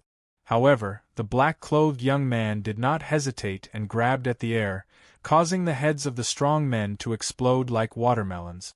Blood and brains splattered everywhere. The Chinese person's expression fell, and he felt that he had caused trouble. "A bunch of pitiful worms, they're tarnishing our race." The black-clothed young man looked at the Chinese person, as well as the other Asians who did not want to cause trouble, and he felt a trace of disgust. He spoke in a language that he had never heard before, and he lightly waved his hand, causing his sharp blade to blow out like a wild gale. Everyone present was chopped into pieces, and the stench of blood spread out. Instantly, a few teams of soldiers sensed this and looked at the black-clothed young man standing at the center of the corpses, and they started to attack. The black-clothed young man coldly harumphed and slashed out with his sword. A black sword chi flashed out, decapitating all of the soldiers. Blood spurted out from their necks, and they fell to the ground, dead. After killing these people, the black-clothed young man did not stop and continued his massacre because he hated everything here. Boom! Chapter 727. 1. The black-clothed young man condescendingly looked at the city lord and stretched out a hand. Countless traces of demonic chi flowed out, forming a massive demonic hand that gave off a ferocious demonic might as it grabbed towards the city lord. The city lord was given a big fright and sensed danger. He immediately tried to dodge, but not only was the demonic hand incredibly fast, but it also had a restrictive power. The city lord tried to dodge to the side, but his body became incredibly slow and was unable to move quickly. The demon's hand grabbed onto the system city lord's body, and in the next second it squeezed. A bang sounded out as the system city lord's body exploded, causing blood and flesh to fly everywhere. A silverstone city lord seal appeared in the black-clothed young man's hand. Looking at this city lord seal, the black-clothed young man looked quite interested. Sensing that the city lord had been killed, the other system main city soldiers furiously rushed over. Everyone else did not know what had happened, but they felt that the situation was quite bad, so they started to run for their lives. Seeing this, the black-clothed young man felt quite impatient and raised his hand. Countless traces of demonic chi flowed out and formed a black orb that was as big as a fist. This black orb gave off a terrifying demonic intent that could cause anyone's heart to feel a chill. The black orb spread out and covered the entire system main city. Demons gave off ear-piercing howls as they appeared and started to kill everyone within. Soon, the entire system main city fell deathly silent. Within a tavern, a chubby middle-aged man said in a low voice to the people around him, "Did you know? The nearby Moonlight City was suddenly massacred, and not a single person was left alive. What's more, they died incredibly horribly. Some people were torn to shreds, others were skinned, and some people had their stomachs cut open with their organs ripped out. They looked incredibly pitiful, and I don't know who did it. It's so inhumane." Another person looked terrified as he said in a low voice, "I personally went to take a look. It was like hell, and there were broken corpses everywhere. The stench of blood was enough to make people want to vomit. That was the most terrifying scene I've ever seen. Who do you think did this? The nearby city lords have all gone to investigate, and 3 hours ago, nothing happened to Moonlight City. Then, there was suddenly no news, and 3 hours later, 400,000 residents and 200,000 players were all killed." Someone said with curiosity and fear. Another person said, "I heard that it was done by a Chinese player who revived in the real world. This news has already spread, and the internet is now full of people scolding the Chinese." "I've heard about that too. The person who massacred the city looks like a Huaxia person. There was even a Huaxia person who spoke to him before." "He's definitely a Huaxia person. Isn't that Huaxia man a little too much? He slaughtered so many of us for no reason, and his methods are still so cruel. It's really infuriating. There's nothing we can do about it. China is too powerful right now, and Prince Qin has become the world protector. China is lawless now, and they don't care about anyone at all. I feel like that person is Prince Qin. Only he can be so powerful and cruel." Everyone else nodded in agreement. Even in the northern continent, they had long since heard of Qin's imperial prince's ferocious reputation. As such, they agreed because he was the biggest suspect in this matter. After all, this wasn't something an ordinary person could do. The matter of Moonlight City being instantly massacred caught the attention of many people in the northern continent. After all, 600,000 people had been slaughtered without a single survivor, and this was quite a big matter. However, no one had investigated the true identity of the person who had slaughtered the city. It seemed that he had suddenly appeared, but he had black eyes and black hair. He was definitely an Asian, and the biggest suspect was a Huaxia person. However, no one knew why such a ferocious person had suddenly appeared in China and slaughtered an entire city in such a cruel and merciless manner. Even though the biggest suspect was Prince Qin, there was no evidence, so no one could say anything. The northern continent was incredibly big, and it was only a system main city that had been slaughtered. In actuality, this matter wasn't too big. It could only be counted as an unknown, mysterious matter, and everyone only discussed it out of curiosity. After leaving later Zhou City, Zhao Fu continued to look around, and he found that everything was going quite well. Apart from some nation legatees, who retained some autonomy, the other cities and villages were all developed according to Prince Qin's plans. This was mainly because of Li Si and Shang Yang, the two internal affairs ministers, who had managed everything in an orderly manner. Shangguan Waner and Lu Lingxian had also helped a lot. Of course, there were also the newly promoted talents, such as Zhang Lingyue, Zhao Feng, Zhuanan, Li Yana, and Yueru. Following this, Zhao Fu went to Mountain Willow Town. This was the first town that Zhao Fu had conquered, and it was now an advanced town. It would most likely become a basic city soon. When Zhao Fu arrived, Lu Subai was already waiting for Zhao Fu. "Your Majesty!" Lu Subai happily bowed to Zhao Fu. Zhao Fu lightly smiled and nodded before following Lu Subai around Mountain Willow Town. They met a few familiar people, such as Sun Xiaowei. He was now the commander of Mountain Willow Town's guards, and he led some soldiers to maintain order and safety. The others had different positions, and Zhao Fu had helped Lu Subai take back Mountain Willow Town. Zhao Fu had some impression of them. Now that their statuses were different, they treated Zhao Fu with even more respect. Following this, Zhao Fu was brought into a room by Lu Subai. He had just experienced this with Nangong Shuyue, and Zhao Fu instantly understood what this meant. At that moment, Lu Subai lightly hugged Zhao Fu and said shyly, "Your Majesty, please take me as your wife. Please accept me, I want to be your woman." Zhao Fu laughed. He had long since known that Lu Subai had feelings for him, but he hadn't reciprocated. Seeing how she looked, he hugged her and asked, "Do you really want to be my wife?" Lu Subai shyly nodded and said in a small voice, "Your Majesty, I've waited for you for so long. I've been waiting for you for so long. I thought you wouldn't like me, so I had no choice but to forget you and marry someone else. Today, I'll pluck up my courage and try one last time. If you don't touch me, I'll give up." Seeing the adoration in her eyes, Zhao Fu felt a trace of reluctance when he thought about how a beauty like her was going to marry someone else. Thinking about what he had done before, he wondered if he had been taking advantage of her. Desire was something that was difficult to control, especially after cultivating the 6 desires celestial art. Chapter 728.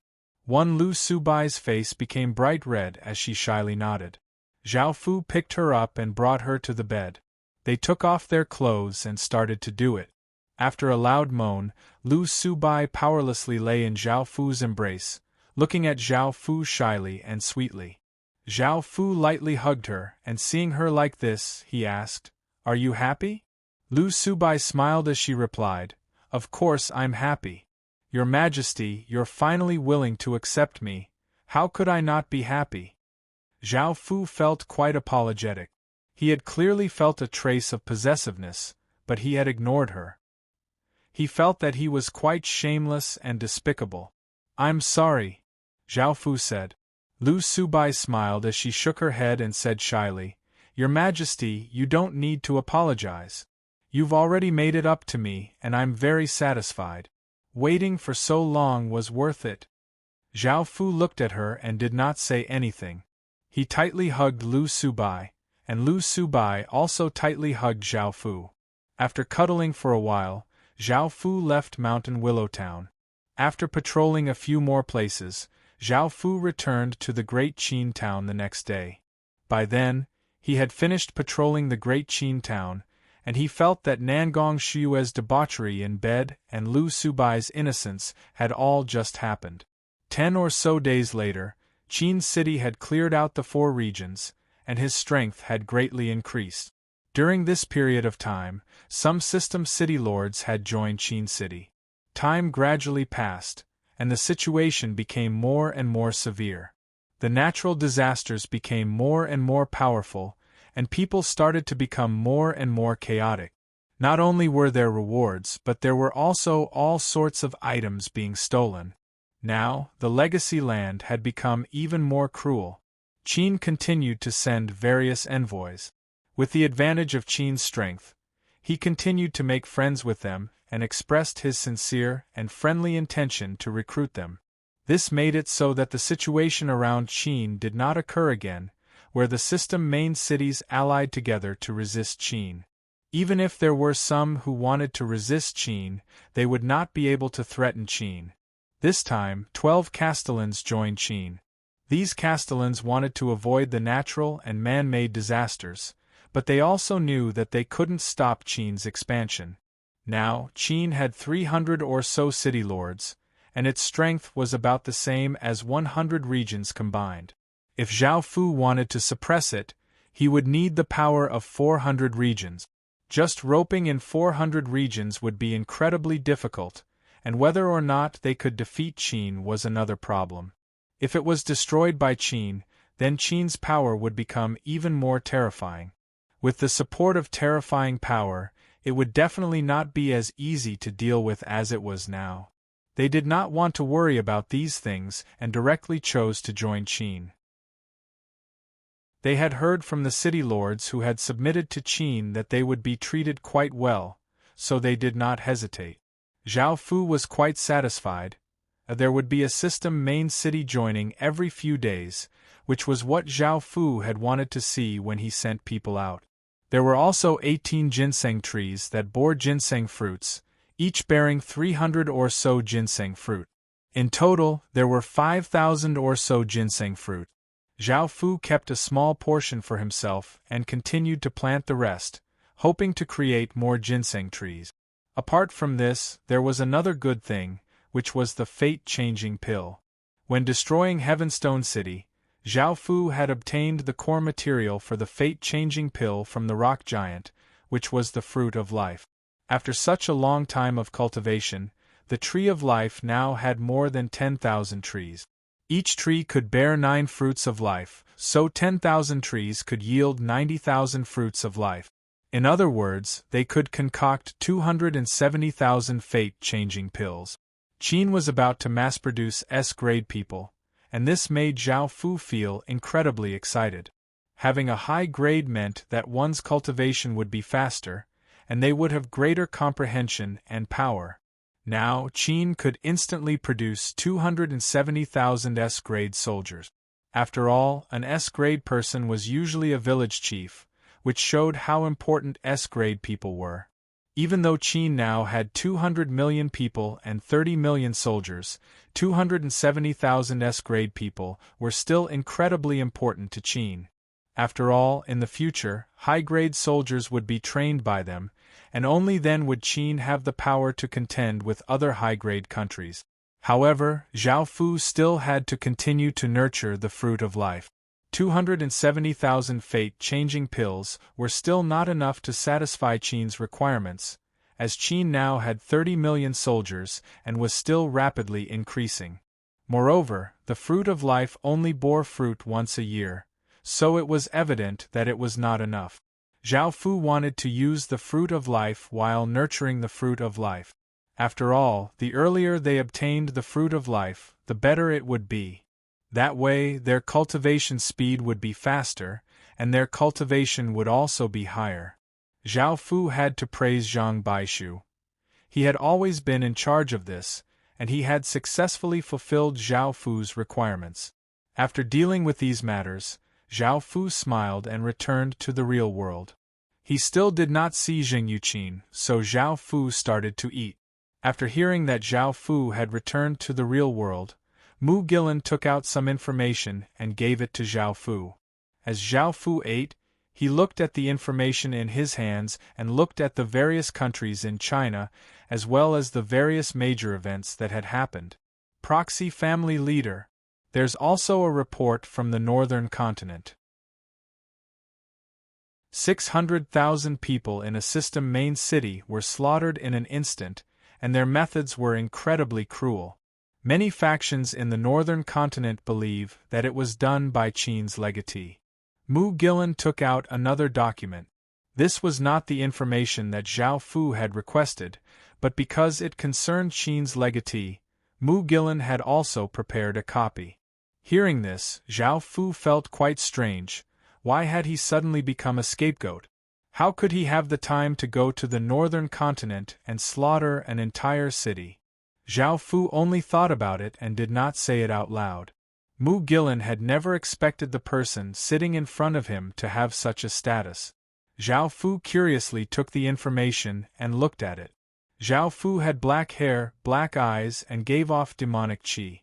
His methods were incredibly cruel, and this made Zhao Fu feel a trace of a bad feeling. Zhao Fu looked at where Moonlight City was, and he was given a big fright, and his expression became incredibly serious. Seeing Zhao Fu's expression greatly change, Mu Gillen inwardly felt quite startled. However, he also felt quite strange. This piece of information was clearly framing Qin's legatee. Now, there were many cowardly people who would push powerful, abnormal, and strange things onto Qin's legatee. This had happened many times, and he had shown it to Zhao Fu before, but Zhao Fu had not cared at all. However, why had Zhao Fu's expression greatly changed after seeing this fake information? Could it really have been done by Qin's legatee? If it really had been done by Qin's legatee, why had Qin's legatee gone to the northernmost region to slaughter a city? Mu Gillen inwardly guessed, but he did not dare to ask. After all, he was just a minor figure in charge of collecting information, and if he got involved in too many things, he would definitely die. Chapter 729. One he first had to confirm whether or not this was done by the demon race. If this had happened anywhere else, Zhao Fu would not have cared, but Moonlight City's location was too special. It was at the northernmost part of the northern continent, and if the northern continent stretched out, it would be the demon race's world. Black hair and black eyes were the characteristics of the demon race in the Heaven Awakened world. Many demon race people had black hair and black eyes because their demonic qi was a type of darkness, which affected their bodies. Chinese people also had black hair and black eyes, which was quite a coincidence. However, they most likely did not have anything to do with the demon race, as Chinese people were pure humans and did not have any demonic qi in their bloodlines. Before, Zhao Fu had paid special attention to information about the demon race's world. After all, the demon race's bloodline was more powerful than that of the human race, and they were incredibly cruel and bloodthirsty. As such, their battle intent was incredibly strong, and it was very difficult for ordinary people to defeat them. The human world was at a disadvantage, and Zhao Fu was worried that something would happen. The most terrifying thing was that the demon race would invade. Now that a black-haired, black-eyed person giving off demonic qi had suddenly appeared and slaughtered an entire city, Zhao Fu immediately thought that the demon race had entered the human world. However, why could the demon race enter the human world? Zhao Fu thought about it and realized that he could also leave the legacy land. Why couldn't he? The identity of the demon race that had entered the human world was not simple at all. Zhao Fu felt that he had to personally investigate this. The situation outside the legacy land was quite tense, and Zhao Fu did not want the demon race to invade at a time like this. That would be a disaster for the human world. If the human world started to fight with the demon race, their strength would be greatly reduced. If that happened, how would they defend against the grassy people and the even more powerful Devil Horn Empire? Even though Zhao Fu did not want this to happen, this matter was the first sign that the demon race was about to invade. Moreover, should he tell the other 8 legatees about this? As the 8 legatees, the 8 most important people in the human world, they naturally received system announcements from the Heaven Awakened world and knew some things about the outside world. However, they only had a rough understanding and did not know as much as Zhao Fu. Zhao Fu thought it was better to investigate the matter clearly first, and then find them. If it was really done by the Devil Tribe, then the invasion of the Devil Tribe in the future would not be a matter of Qin alone, and the whole human world would suffer. Without hesitating, Zhao Fu returned to the Heaven Awakened world. Now that Zhao Fu had the trans-world teleportation formation, he could cross world. Heading to the northern continent was no problem at all. After stepping onto the teleportation channel, Zhao Fu's vision blurred, and he felt a bit dizzy. Now, Zhao Fu was on a mountain, and Zhao Fu sensed his surroundings before flying towards a system main city. Looking at the golden-haired and blue-eyed foreigners in front of him, Zhao Fu understood that he was in the northern continent. The northern continent was the Great Hua Kingdom's territory, and if the demon race invaded, the Great Hua Kingdom would be the first to suffer. Zhao Fu did not know if the people here had noticed this, but he hoped that it was not done by the demon race. After all, this matter was simply too dangerous. After arriving at Moonlight City for 10 or so days, the corpses here had not been cleaned up, and they gave off a dense stench. However, it was possible to see how pitiful the people below had been. It was indeed like a bloody massacre. Zhao Fu went to the center and spread out his emperor's domain, covering the entire city. Traces of pure demonic qi floated out from the surroundings. Sensing this demonic qi, Zhao Fu's expression became cold. These people from the demon race were simply too unbridled and did not place the human world in their eyes at all. Not only had they slaughtered an entire city, but they had also not tried to hide it at all. Now, Zhao Fu was completely certain that it was done by the demon race. After all, only the demon race could have such pure demonic qi. Boom! Zhao Fu retracted his emperor's domain, and a blinding white ray of light containing searing power shot towards Zhao Fu. It was incredibly fast, and it reached Zhao Fu's side in an instant. At that moment, Zhao Fu expressionlessly waved his hand, once again unleashing his emperor's domain, easily blocking this ray of light. Geoffrey coldly stood in the air and looked at Zhao Fu as he said, "Just who are you? Why did you slaughter so many people?" Zhao Fu rolled his eyes at Geoffrey and said, "It's me." Geoffrey's expression immediately fell. Even though he could not see the cloaked figure's appearance, after hearing that bone-chilling voice, Geoffrey knew who it was. He immediately yelled, "Don't come over! That person is Prince Qin." The few people who were originally flying over turned around and ran when they heard this sound. "Prince Qin, this place is so far away, and they most likely did not offend you. Why did you kill them so cruelly?" Geoffrey said as he looked at Zhao Fu angrily. Zhao Fu looked at the people running away and then at Geoffrey, feeling quite speechless as he said, "Do you think I did this?" Geoffrey coldly harumphed, "Prince Qin, don't try to quibble at a time like this. The domain you used before was the same as the one that slaughtered Moonlight City." After suddenly being blamed, Zhao Fu felt quite angry and said coldly, "I didn't do this. It was done by the demon race in the other world. When the time comes, your Mei Kingdom will be the first to suffer, and I won't care." Ordinary people would not understand what Zhao Fu was saying, but Geoffrey's expression became quite serious. He was different from ordinary people and knew what the Heaven-awakened world was like. There were countless worlds outside. Hearing the words demon race in the other world, Geoffrey felt quite nervous. Prince Qin definitely knew more than him, and he already knew that it was the demon race in the other world. Geoffrey thought about it and believed that this was not done by Zhao Fu, and his expression became quite awkward as he said, "I'm sorry. Great Qin's legatee misunderstood you. Can you explain this in detail?" Seeing that he was one of the 8 legatees, Zhao Fu did not make things difficult for him and told him about this matter.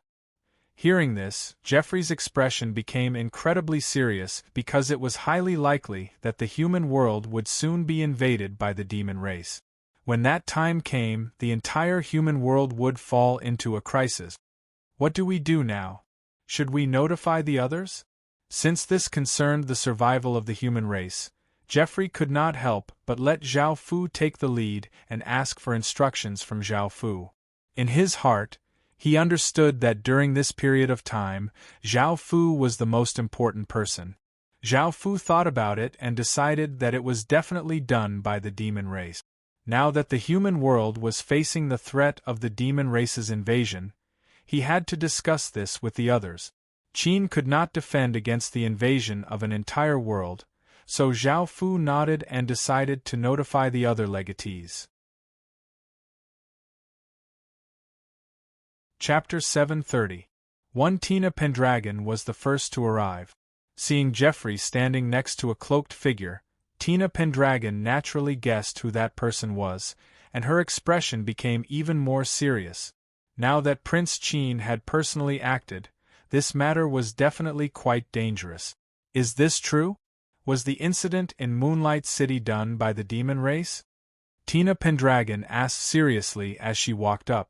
Geoffrey nodded earnestly as he said, "Prince Qin knows quite well about this.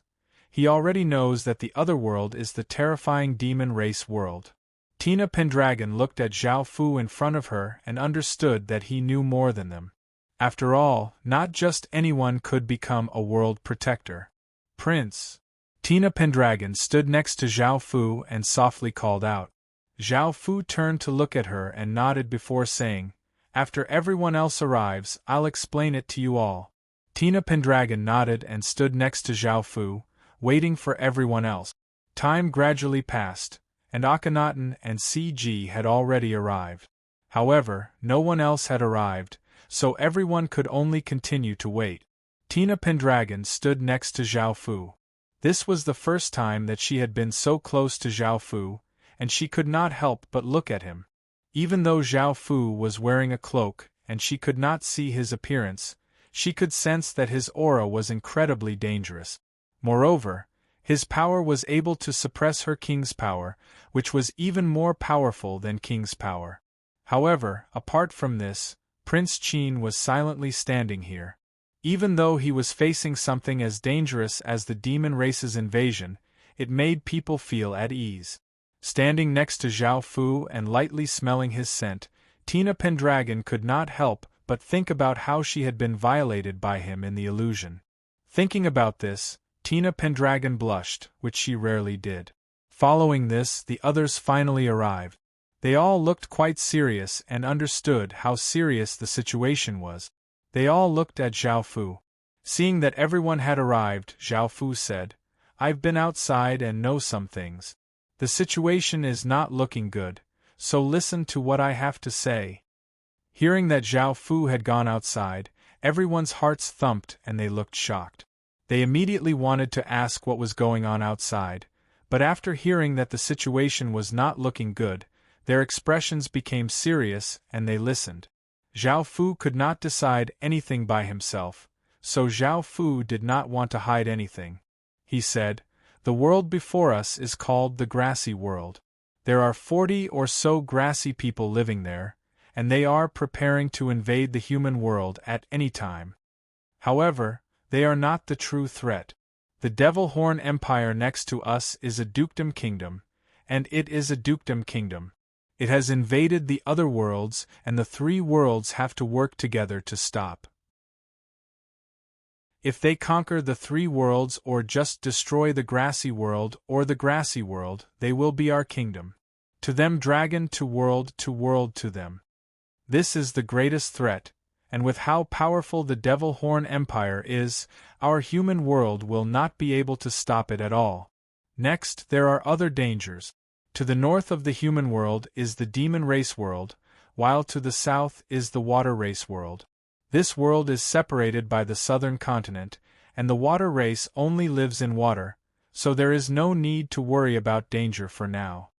The demon race world in the north is the second greatest threat. The demon race's battle power is one of the strongest out of the 8 major races, and they are incredibly ferocious and aggressive. It is inevitable that they will invade the human world, and there will be no surprises. Apart from explaining the dangers that the human world would face, Zhao Fu also gave some information about the Heaven Awakened world, such as the levels of the kingdoms and the 8 major races. After hearing Zhao Fu's words, everyone felt incredibly shocked. They had never thought that the human world would be so dangerous. They were also shocked that Zhao Fu knew so much and was willing to tell them so much. With this information, they would be able to save a lot of time and effort. Jeffrey looked at Zhao Fu and said, "Legatee Qin, I apologize for my actions from before. Back then, the human world chose you to be the world protector, and I couldn't understand why they would choose such a cruel and ruthless person like you. Now I've changed my opinion. You are someone who cares about the world, and compared to us, you are indeed more suitable to be the world protector." Everyone else inwardly sighed. Not only did Legatee Qin's power far surpass theirs, but he also had far more information than them. Masanori Hano looked at Zhao Fu and smiled as she said, "I knew that he wasn't a cruel and ruthless person." Zhao Fu did not mind their words and asked, "What do you all think now? How will you deal with what happens next?" CG replied, "Right now, we're mainly facing the threat of the demon race. After the Heaven Awakened world devours the real world, the world barrier will disappear, and our human world will be completely connected to the demon race's world. No matter if the demon race invades now or in the future, the human world and the demon race will definitely fight." Akhenaten said, "I agree with this idea. The human race and the demon race will fight sooner or later, so we need to make preparations. I believe that the northern continent needs to build a demon defense wall to stop the demon race's invasion, and we also need to prepare things that can counter the demon race. Otherwise, with how powerful the demon race is, it will be quite disadvantageous for us. Everyone else agreed with this idea. Facing the terrifying demon race's invasion, they had to make preparations. Otherwise, if they fought, the human side would be at a great disadvantage. Tina Pendragon thought about it and said, "Right now, we also need to understand some information about the demon race. We can't just passively defend. If we understand some information about them, we can also take the initiative to attack. That way, the human world will not be invaded." Everyone else agreed with this idea, but there was a problem. Who had the power to obtain information about the demon race's world and even enter it? Everyone looked at Zhao Fu. Right now, only Qin's legatee had this ability, and the 8 of them could not do anything. They had never even been to the outside world, so they could only rely on Zhao Fu. Zhao Fu did not refuse because he had long since decided to go to the other side to have a look and understand some information. As such, he nodded and agreed. Seeing that Zhao Fu had agreed, everyone let out a sigh of relief. After all, they were going to an enemy world, which was quite dangerous. Moreover, the other side was in an unknown state, making it even more dangerous. After discussing for a while, everyone prepared to leave. Legatee, be careful. Chapter 731. One facing Tina Pendragon's concern, Zhao Fu felt quite surprised, but he still lightly nodded in response. Akhenaten looked at Zhao Fu and Tina Pendragon, not knowing what he was thinking. However, he understood that this matter was quite dangerous, and they were willing to take such a big risk to obtain information for them. This was worth respecting. "Crown Prince, you have to be careful." Akhenaten stood there and smiled as he said courteously to Zhao Fu. Zhao Fu lightly nodded. Because they were all from China and there had been many conflicts between them, CG's expression was quite complicated. He didn't know what to say, so he looked at Zhao Fu and didn't say anything before leaving. The others were quite afraid of Zhao Fu, and this was especially so for Oleg, who had been bullied by Zhao Fu the most. He didn't even dare to talk to Zhao Fu in fear that Zhao Fu would suddenly go berserk and beat him up. After everything was over, he let out a sigh of relief and ran away as fast as he could. "Emperor, be careful." "Be careful," Masanori Hanno said as she smiled and looked at Zhao Fu with a trace of genuine concern. Zhao Fu gave her a simple reply, and after everyone left, Zhao Fu returned to Qin City and prepared to head to the demon race world. Standing at the center of the magic formation, Zhao Fu looked at the door and wondered if it could allow him to enter the demon world. Even though he could leave the legacy land, he had to go to another world.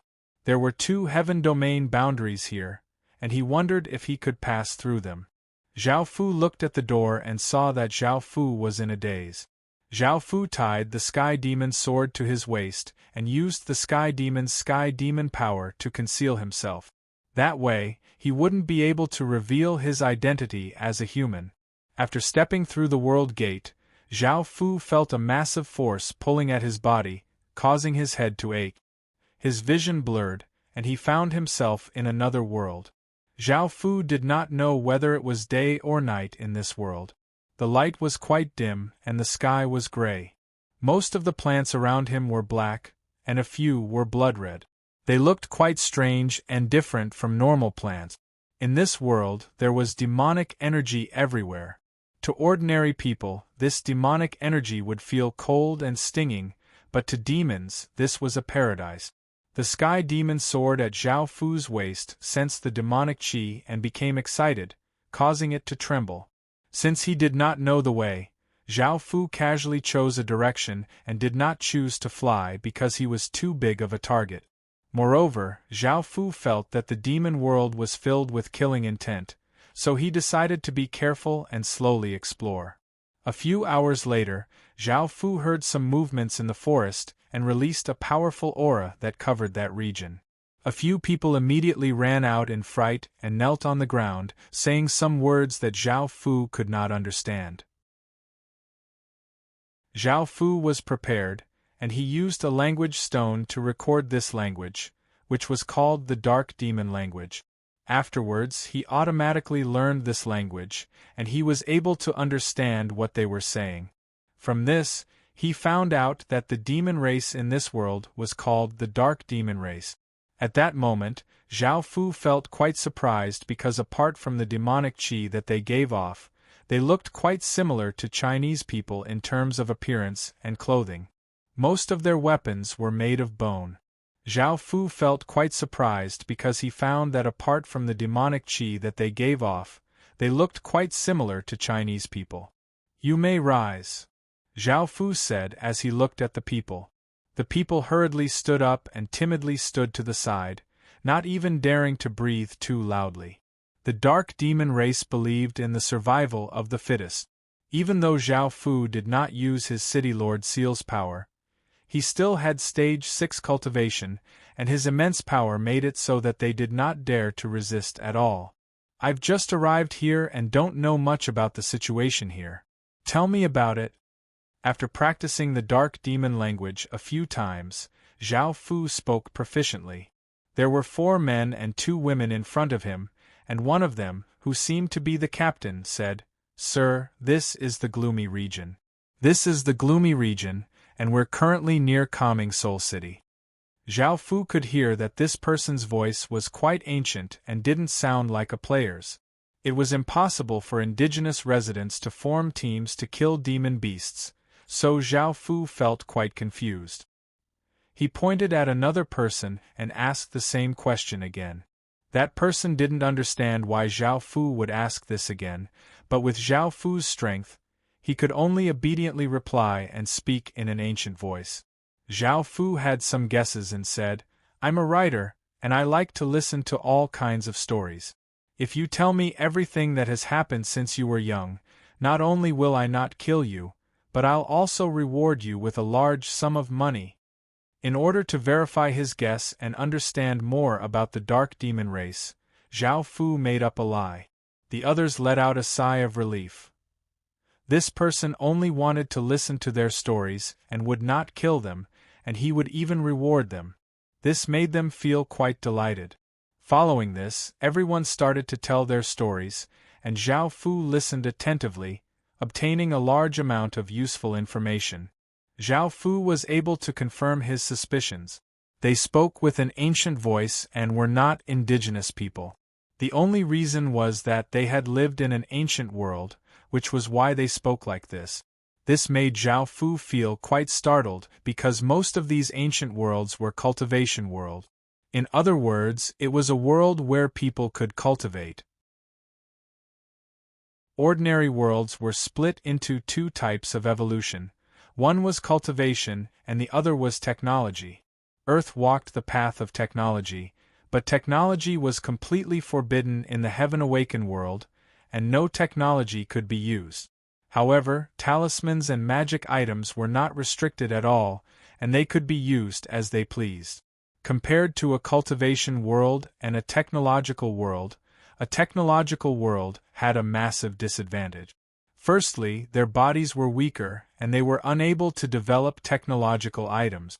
On the other hand, because cultivation worlds could cultivate, their innate stats were quite good. Moreover, in the real world, as long as one was proficient in all sorts of arts and martial skills, they would be able to obtain them in the Heaven Awakened world. Moreover, in terms of bloodlines, the technological world's bloodlines would become weaker and weaker, while the cultivation world's bloodlines would become stronger and stronger. There was a great difference in overall strength. The other places were roughly the same as the human world. The world was split into regions, and each region had a different city. They could also choose to return to the real world, where they had experienced the chaotic world. At the same time, they had chosen 7 legatees to control the fate of the Dark Demon world. Their progress was about the same as the human world. Apart from this, their grasp of all sorts of talismans, formations, and arts was much more advanced than the human world. They did not need to buy things from the Heaven Awakened world and could directly set up powerful formations. Anything from the real world could be used in the Heaven Awakened world. That was the benefit of a cultivation world. The system here was also different. The dark demon world not only had powerful kingdoms but also powerful sects. Some sects were far more powerful than kingdoms, and they could even destroy a few kingdoms. Chapter 732. Zhao Fu obtained a lot of information from them and did not kill them. He only gave them a bag of gold coins before walking towards peaceful Soul City. A young man smiled as he walked home.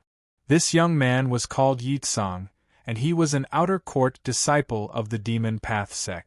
Even though he was an outer court disciple, that did not mean that his talent was not good. In other people's eyes, he was definitely a genius.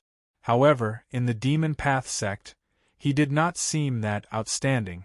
After all, the Demon Path sect was one of the largest sects in the southern continent of the Dark Demon world, and it was incredibly powerful.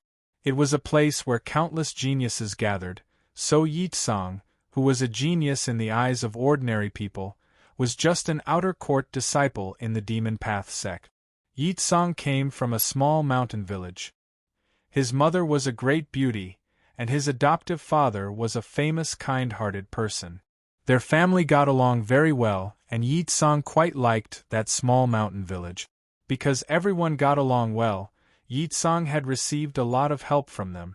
Yitsong planned to go back and ask his mother about his background because a few days ago, he had obtained the Night Dynasty's legacy. The Night Dynasty was an ancient dynasty that had hundreds of years of history.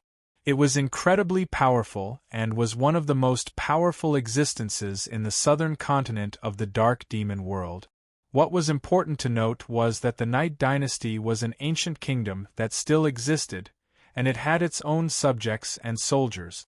After entering the Heaven Awakened world, those subjects and soldiers were still loyal to the Night Dynasty. From the very beginning, the Night Dynasty had 100 million people and 5 million soldiers in the Heaven Awakened world. To have this kind of strength from the very beginning, and after developing in the Heaven Awakened world for so long, adding on the fact that the Night Dynasty was one of the most powerful factions in the real world, its strength in the Heaven Awakened world was quite terrifying.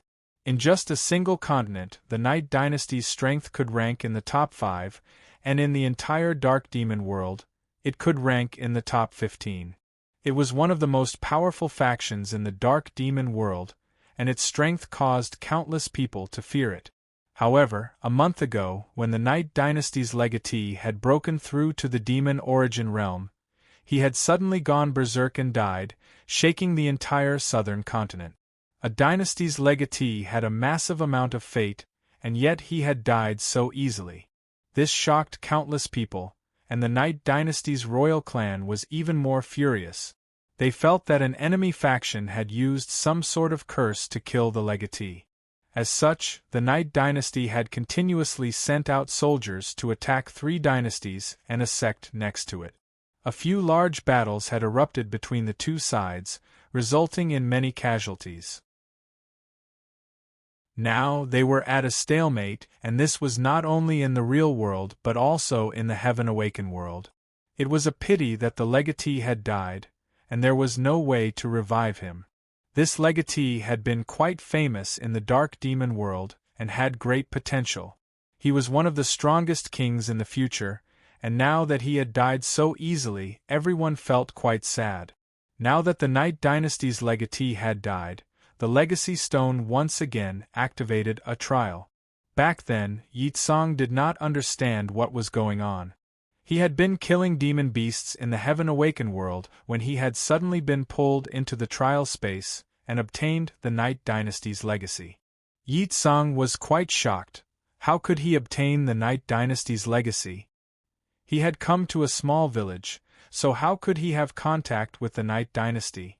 Yitsong felt that his identity was not simple, so he went back to ask his mother what was going on. Thinking about becoming the Night Dynasty's legatee, Yitsong could not help but feel incredibly excited. In the future, his identity would be quite illustrious, and he would have great authority. This caused him to smile for the next few days. As he got closer and closer to the village, Yitsong suddenly felt that something was off. The village seemed to be deathly silent, and there was not even the sound of chickens or ducks. This was quite strange. Yitsong became wary and slowly crept over. He found corpses on the ground, and they all belonged to villagers. Yitsong felt quite furious, and he thought about his adoptive father and mother, so he hurried back home. What he saw next caused his eyes to feel as if they were going to explode. His adoptive father's body lay in a pool of blood, and a few big, naked men were doing his beautiful mother. His mother continuously cried out and struggled, but she could not resist at all and continued to be raped. Immediately, Yitsong furiously rushed out and killed these animals. However, he could sense that their cultivations were at the demon martial realm, and he could not even defeat a single one of them, let alone 5 of them. By now, the people had finished venting and casually killed Yitsong's mother. Looking at his mother, who was covered in blood and had died with grievances, Yitsong tightly clenched his fists and gritted his teeth. His eyes were filled with hatred as he forced himself to calm down and continued to hide in the grass. If he rushed out now, not only would he not be able to take revenge, but he would also lose his life. If he died, he would never be able to take revenge for his parents. It's been a few days. Why hasn't that boy come back yet? Let's kill him so we can report back and have the legacy stone open another trial. One of the big men said unhappily as he put on his clothes. Another person coldly harumphed, he should be back soon. Let's get rid of the corpses and continue waiting for him. Hearing their conversation, Yitsong finally understood what was going on. However, how could they know that he was a legatee? Yitsong felt as if a bucket of cold water had been poured over him, and he came back to his senses. He had only told one person about this. She was the demon path sex Mo Yaoer, the #1 beauty in the southern continent and ranked 3rd in the dark demon world. She was incredibly bewitching and could cause countless men to go crazy over her. She was the daughter of the demon path sex sect master and had a prestigious status and outstanding talent. However, he had trusted her so much, so why had she betrayed him? She was the first woman that Yitsong had liked and the first woman that he had gone crazy over. Yitsong truly loved her and would do anything for her, even if it meant giving up his life. Yitsong felt as if his heart was being torn apart, and tears flowed out of his eyes as he felt as if he was suffocating. Whoosh! Yitsong accidentally made some noise, and the people in the room immediately sensed it and cried out, "There's someone outside!" At that moment, Yitsong came to his senses and ran to the side. The big men quickly caught up, and seeing that he could not escape, Yitsong hurriedly jumped down a ravine. Arg! The ravine was 20 or so meters tall, and even though Yitsong sent his cultivation power into his legs, they were still broken, causing him to cry out. Seeing this, the big men were delighted and planned to go down from another side. After all, jumping from such a high height would injure their legs, and now that Yitsong's legs were broken, he definitely would not be able to escape. Yitsong looked at the big men and decided to enter the Heaven Awaken world. He had obtained a true body stone in the Heaven Awaken world, which could allow his body to enter the Heaven Awaken world. Back then, he had been afraid that he would not be able to see his mother and adoptive father, so he had not used it. Chapter 733. After entering the Heaven Awaken world, Yitsong took out the true body stone and used it. In the real world, his body was covered by a ray of light and slowly disappeared. This made the big men feel quite furious. The person who had been right in front of them had disappeared, allowing Yitsong to escape. The big men angrily looked around but could not find any traces of him, so they could only go back to report. After hearing about this, the higher-ups deduced that Yitsong had most likely entered the Heaven Awaken world, so they ordered people to collect information on him. At the same time, they offered a reward of 100,000 gold coins. Anyone who killed Yitsong and took his head would receive the reward. Yitsong's body in the heaven-awakened world fused with his body in the real world, and his broken legs were mostly healed. They were not as serious as before, and he could walk for a bit.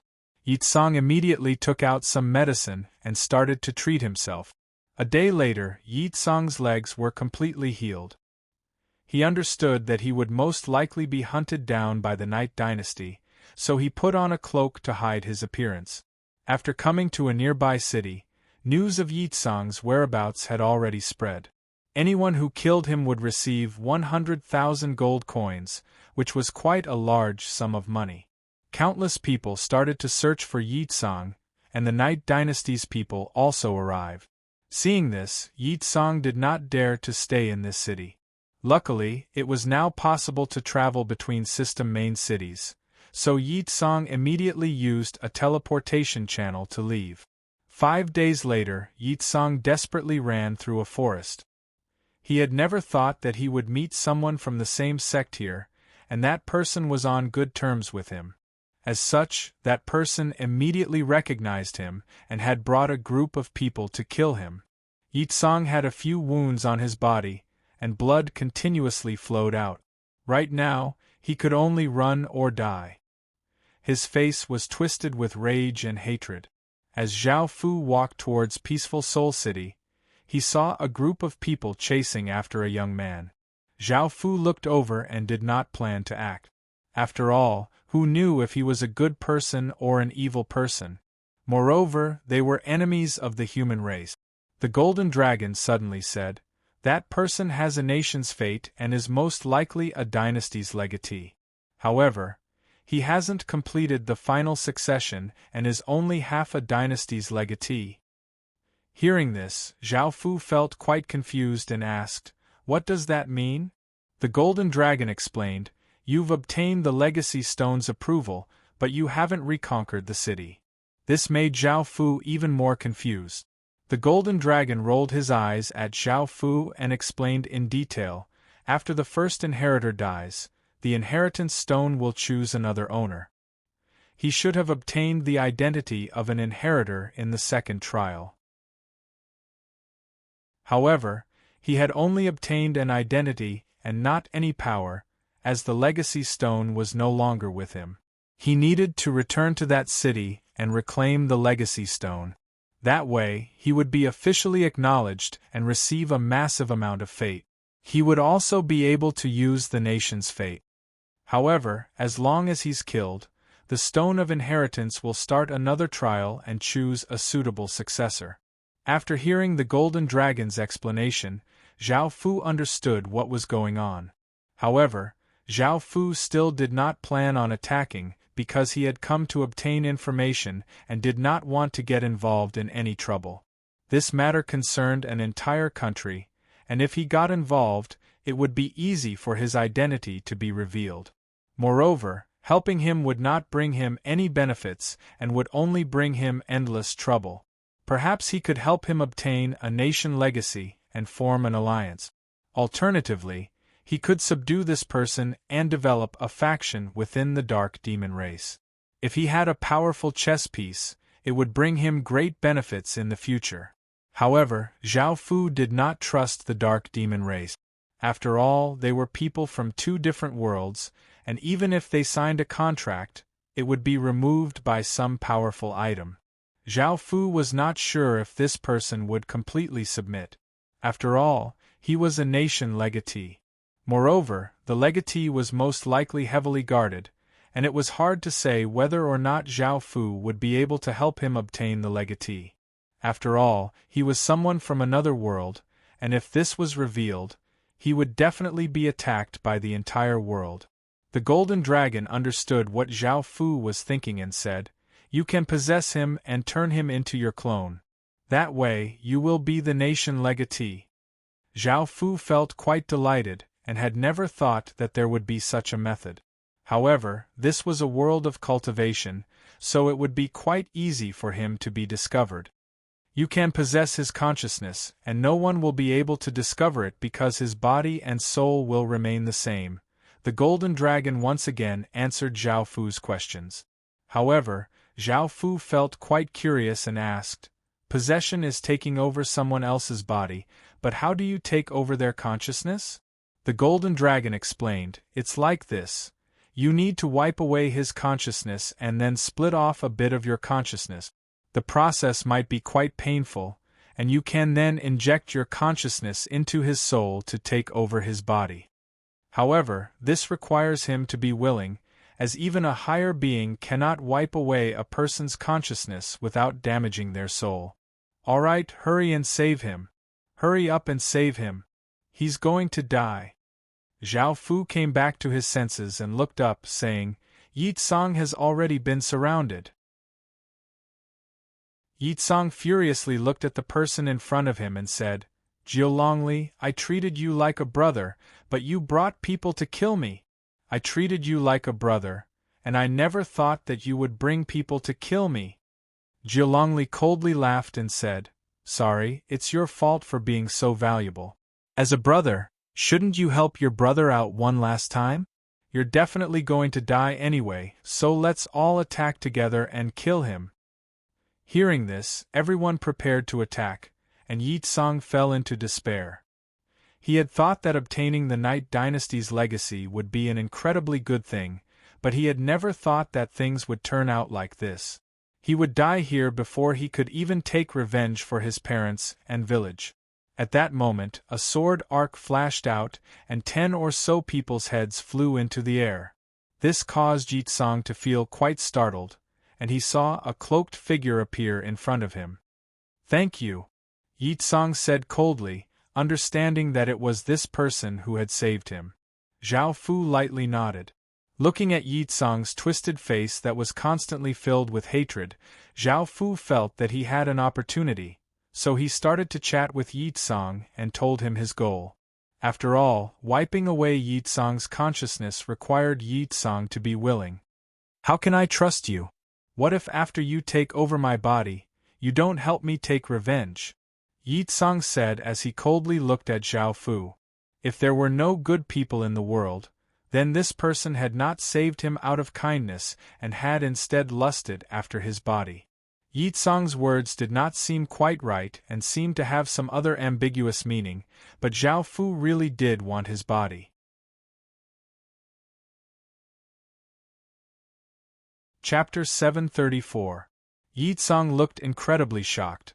He had never thought that this person would be another world's world protector. The world protector was someone who stood at the peak of the world and was incredibly powerful. Their Dark Demon World's world protector was also incredibly terrifying and could cause people to feel terror. Why had another world's world protector come to the Dark Demon World? There was definitely a massive scheme that would greatly affect the Dark Demon World. This was because this person wanted to use his body as a disguise, so that no one would be able to discover his true identity. He would be able to hide in the Dark Demon World and do whatever he wanted. With the World Protector's power, this would definitely be a disaster. However, Yi Tsang did not care anymore. The survival of this world had nothing to do with him, and he felt that the entire world had betrayed him. Since this person was the World Protector, he had the power to help him take revenge. "No matter what I want you to do, as long as it's within your power, you'll be able to do it." Yi Tsang's face was twisted and filled with madness and hatred as he savagely laughed. Hearing this, Zhao Fu nodded seriously. Yi Tsang started to madly laugh as he loudly said, "Good! I agree to give my body to you, but you have to help me do the following things. The first thing is for you to destroy the Yi family and do all of their women. The second thing is for you to destroy the Demon Path sect and turn that bitch called Mo Yao heir into a slave." Hearing Yi Tsang's words, Zhao Fu did not understand why he was acting like this. However, after thinking about it, Zhao Fu felt that this was something that could be done, so he agreed. Seeing that Zhao Fu had agreed, Yi Tsang relaxed and continued to madly laugh. He trusted that Zhao Fu would definitely help him take revenge. Thinking about everything that the Yi family had done and how the woman he loved had become a slave, Yi Tsang continuously laughed. Yitsong continuously laughed as his heart ached, and tears flowed out of his eyes. Zhao Fu silently waited by the side.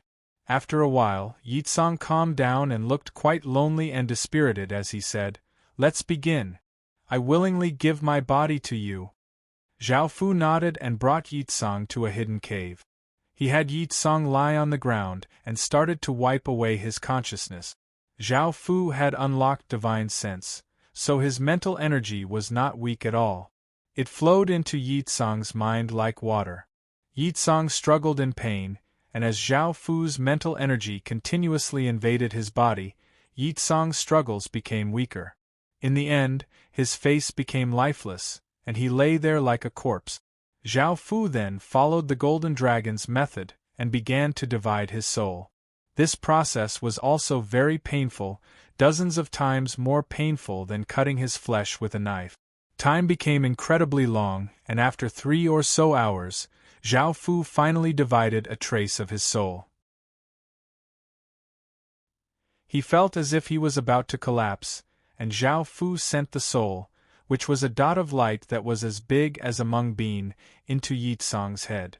The dot of light entered Yitsong's head and grew tentacles that stretched into a massive orb of light. This orb of light was Yitsong's soul, but it had no consciousness and was incredibly lifeless. However, as the dot of light entered, the orb of light once again became lively. At that moment, Zhao Fu felt as if he had 2 bodies, which was quite strange. He tried to control Yitsong, but he was not very familiar with it, and Yitsong's body crashed to the ground. Of course, this did not make Zhao Fu feel discouraged, and he spent the next few days getting used to it. Because he had successfully taken over Yitsong's body, Zhao Fu had obtained all of Yitsong's memories, so he knew most of the information about the Dark Demon world. He also knew why Yitsong hated the Dark Demon world. What shocked Zhao Fu was the Night Dynasty. He had never thought that it would be so powerful. If he could take over the Night Dynasty as the legatee, Qin's power would become monstrous. He would also be able to use the Night Dynasty's power to expand in the Dark Demon world and become one of its overlords. With its help, if the Dark Demon world invaded in the future, Zhao Fu would be able to use the Night Dynasty to kill them. This was incredibly important to Qin. Even though this was quite dangerous, it was worth it for Zhao Fu to do. After all, he would be taking a risk for himself, and the rewards would be great. At the same time, this was not a simple matter. First, he had to figure out how to infiltrate the Night Dynasty city and how to control it. Right now, the Night Dynasty city was a mixed system, with both indigenous residents and players. The indigenous residents and system main city soldiers only listened to the legatee's orders and not the Yi family's orders. Their historical generals were the same, and they were only loyal to the person who had obtained the legatee. This gave Zhao Fu an opportunity to seize power. However, the Night Dynasty was a kingdom in the real world, and the soldiers and generals in the real world became the Night Dynasty's soldiers and generals in the Heaven Awakened world. They were loyal to the Yi family, and if Zhao Fu wanted to seize power, they would be the greatest obstacle. Moreover, even if he was able to control the Night Dynasty in the Heaven Awakened world, what would he do in the real world? If he could control it, it would be of great help to the Night Dynasty in the Heaven Awakened world. If he could not, they would madly attack the Night Dynasty in the Heaven Awakened world. This would cause great trouble for the Night Dynasty in the Heaven Awakened world, and Zhao Fu did not want to see this. Moreover, Zhao Fu could not enter the Dark Demon world's real world. Zhao Fu thought about it and found that he still lacked information, so he could not make any plans. Zhao Fu left Yitsong here for now before heading to the various large cities to collect and buy information about the Night Dynasty. This was not too difficult. As long as one had money, one could obtain any information. The following was the information about the Night Dynasty. First, it had 150 million or so people. 100 million of them were players, which were the subjects of the Night Dynasty in the real world. The other 50 million were indigenous residents. Of these, 12 million were soldiers, 7 million were player soldiers, and 5 million were system soldiers. If Zhao Fu conquered the Night Dynasty, no matter if it was in terms of population or military strength, they would be at a disadvantage. Once the two sides clashed, Zhao Fu's side would most likely lose.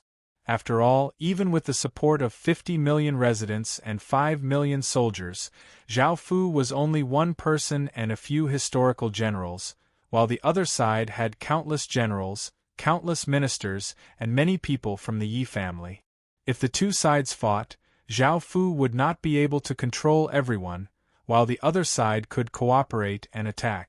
This matter was not easy to deal with, and Zhao Fu thought for a while before deciding to return to the human world and discuss this with Qin and the other generals. As for the quest to obtain information about the dark demon world, it had been completed perfectly.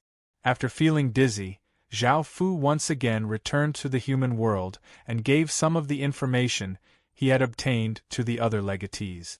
Of course, it was only some rough information and did not include anything about the Night Dynasty.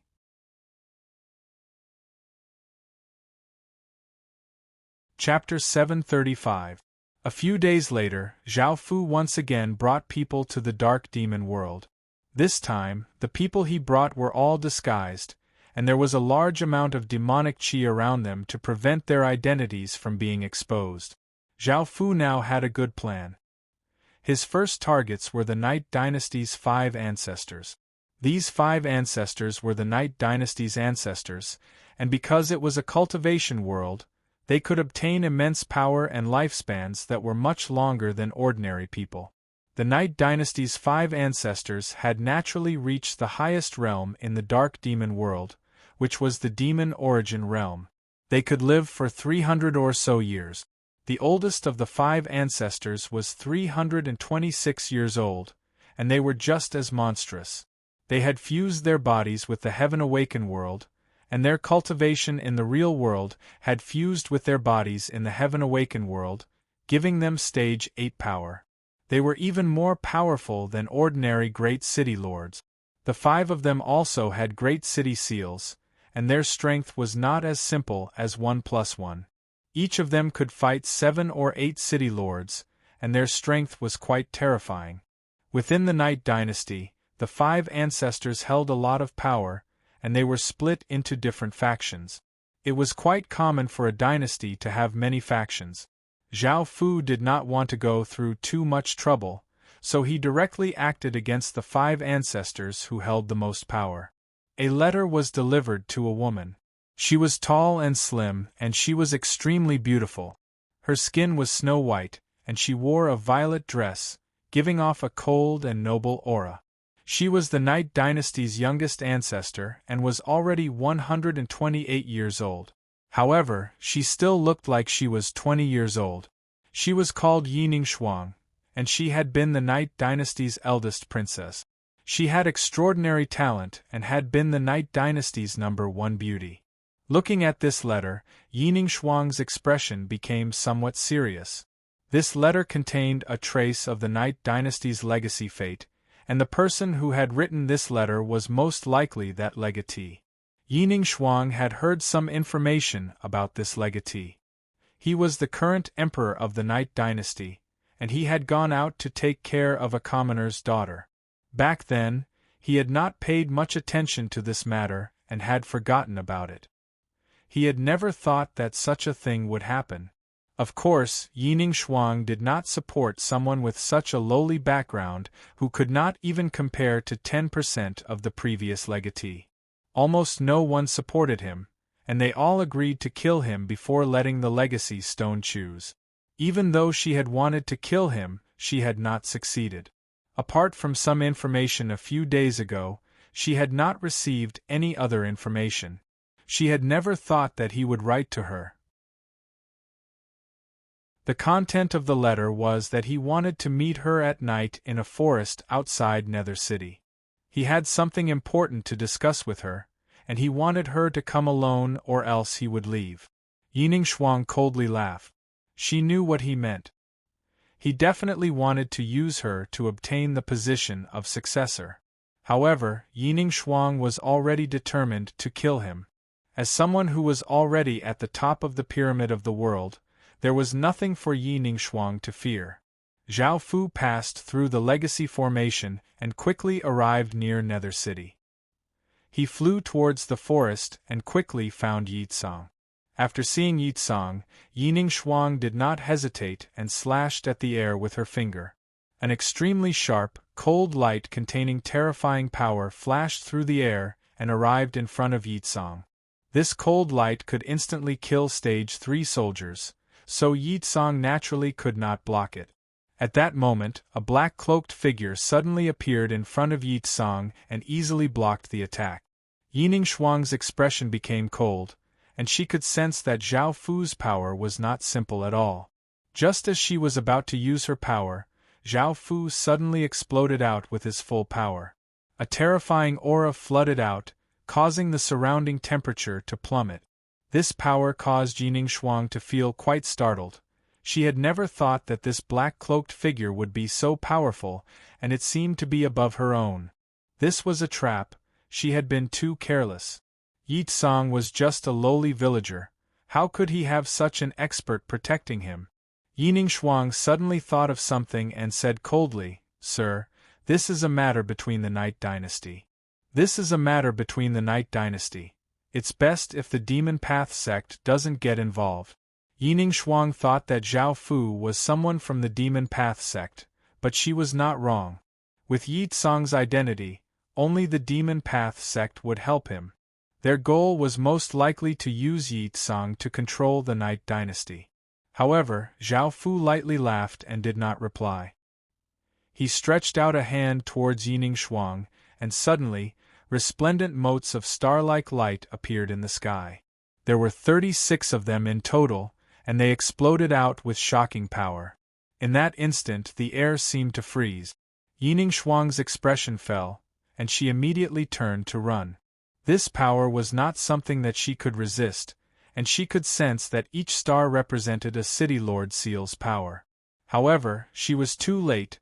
The 36 stars' terrifying power smashed into Yining Shuang's body like a mountain. Yining Shuang blocked with all her might, but she was still knocked down from the sky. At that moment, countless chains stretched out and bound Yining Shuang up and hung her 1 meter in the air. Zhao Fu controlled Yi Tsang and smiled as he walked over, saying, "Ancestor, I'll give you a chance. Now I'll give you a chance. Listen to my orders and serve me." Yining Shuang coldly looked at Yi Tsang and said mockingly, "You want to be the Night Dynasty's legatee? You're not qualified. I won't submit, and I won't let the Demon Path sect's scheme succeed." Yi Tsang sinisterly laughed and pointed at Zhao Fu as he said, "This person isn't from the Demon Path sect. He only listens to me. Soon, he'll let you experience what happiness is." Zhao Fu controlled Yi Tsang to say these things in order to increase Yi Tsang's strength and make it more intimidating to control the Night Dynasty. Hearing Yi Tsang's words, Yining Shuang felt quite startled. She had never thought that he wouldn't be from the Demon Path sect, but where did he come from? Why did he have such power? Could he be from another continent? If so, why did he listen to Yi Tsang? She could not understand, but hearing Yi Tsang's final words, Yining Shuang felt that something was off and started to struggle. However, Zhao Fu came before her and looking at her beautiful face, Zhao Fu lightly laughed and started to caress her face. Yining Shuang vigorously struggled and said with a trace of killing intent, "If you dare to touch me, I'll kill you and make you die a horrible death." Zhao Fu ignored her words because most of the women he had slept with said the same thing, but in the end they were saying the opposite. Zhao Fu lowered his head and kissed Yining Shuang, and the 6 desires' demonic qi continuously flowed into her body. Yining Shuang struggled a few times and quickly sank into it, passionately responding to Zhao Fu. Following this, Zhao Fu released the chains and took off her clothes before starting to do it. What surprised Zhao Fu was that Yining Shuang was still a virgin and had maintained it for 100 or so years. This was quite rare.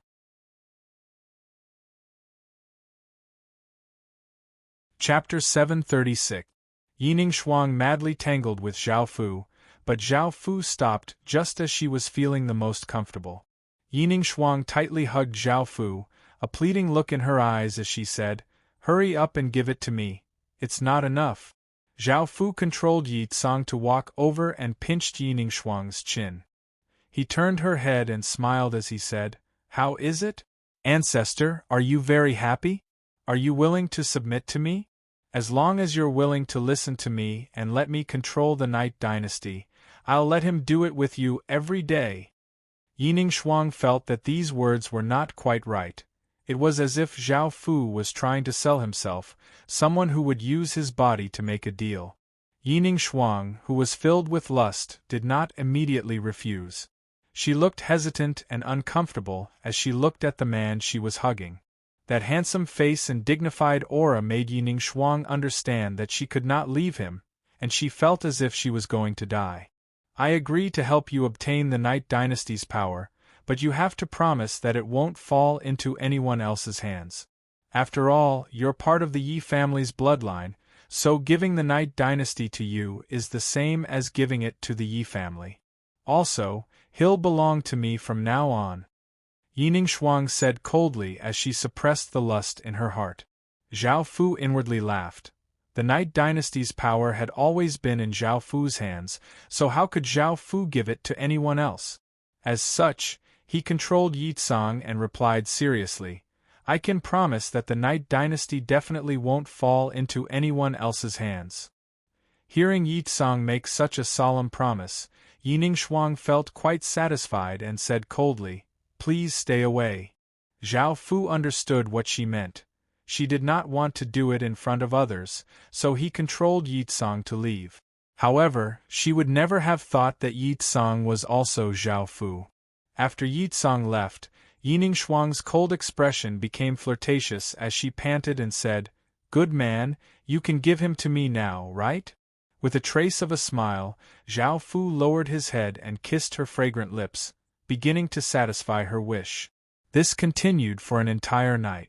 Yining Shuang sweetly hugged Zhao Fu, and was no longer as cold as before. Instead, she coquettishly said, "You bad fellow, why didn't you appear earlier? You made me experience this kind of happiness only now." Zhao Fu smiled proudly. "I didn't expect that you could keep your virginity for so long." Yining Shuang snorted lightly. "Maintaining my virginity is beneficial to the purity of my cultivation. I haven't met a suitable man, so I've been maintaining it. Now I've been ruined by a bad person like you." Zhao Fu was quite happy, and he hugged Yining Shuang as he said, "I'll treat you well in the future and won't let you down." Yining Shuang sweetly smiled and tightly hugged Zhao Fu as she said curiously, "Darling, what's wrong? How can you be so powerful and listen to Yi Tsang? Moreover, after doing it with you, not only did my cultivation not decrease, but it instead greatly increased. Hurry and tell me what secrets you have." Zhao Fu looked down at her and lightly patted her back as he said, "I'll tell you about this in the future. Yi Tsang, that boy, has waited long enough. Hurry and put on your clothes." Of course, Zhao Fu couldn't tell her about this right now. If she found out about his true identity and goal, who knew what she would do? As such, he could only hide it for now. Yining Shuang felt quite displeased and reluctant, and she said with a trace of embarrassment, "Then you'll have to stay with me tonight." Zhao Fu lightly nodded, and only then did Yining Shuang sit up and start to put on her clothes. Zhao Fu also started to put on his clothes. After putting on their clothes, Zhao Fu controlled Yi Tsang to walk out from the other side. Following this, Zhao Fu controlled Yi Tsang and started to talk about his plan. The Heaven Awakened world's political power was easy to control, but he had to control the real world's political power as well. Out of the 5 ancestors, Yining Shuang only controlled 10% of the power, and the other 4 ancestors also controlled 10%. As for the remaining 5%, the current king controlled 20%, and the other 3 factions each controlled 10%.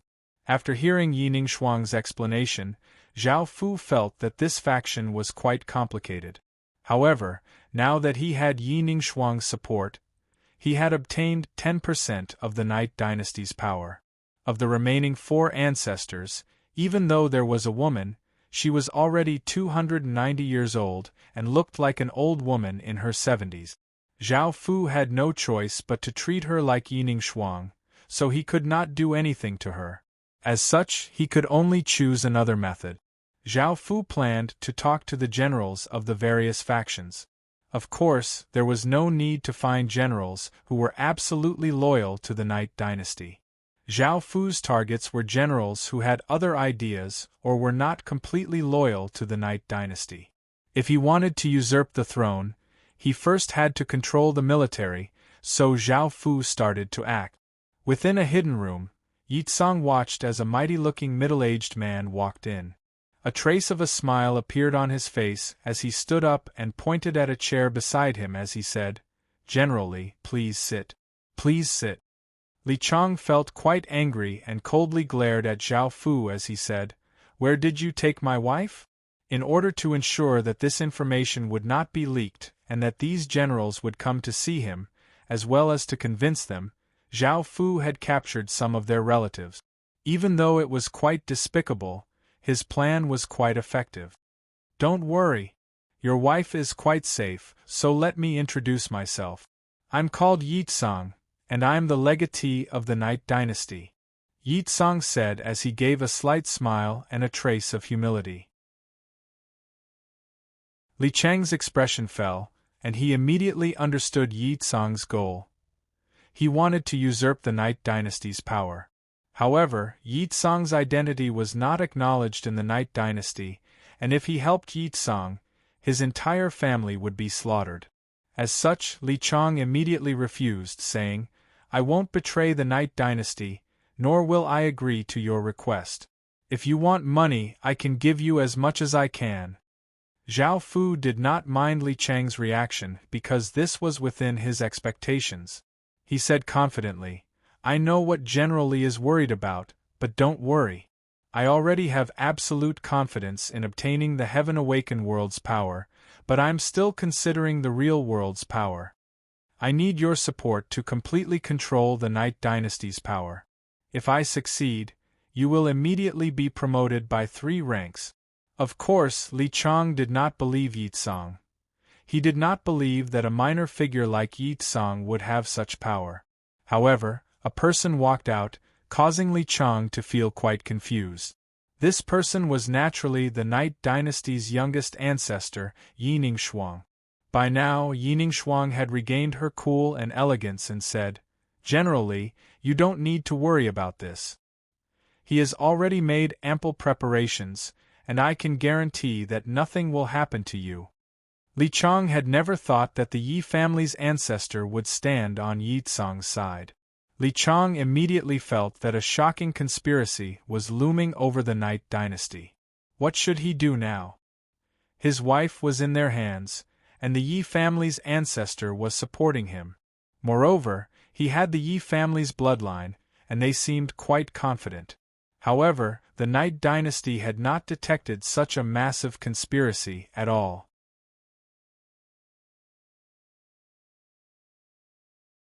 Chapter 737. In the end, after thinking about it, Li Chang agreed. The Night Dynasty was about to change, and Yi Tsang had a great advantage. Now was the time to choose a side. If he chose well, he would naturally be promoted, but if he did not, he might die. Zhao Fu gave a pleased smile, and sent Li Chang off before finding the others and convincing them to be loyal to Yi Tsang.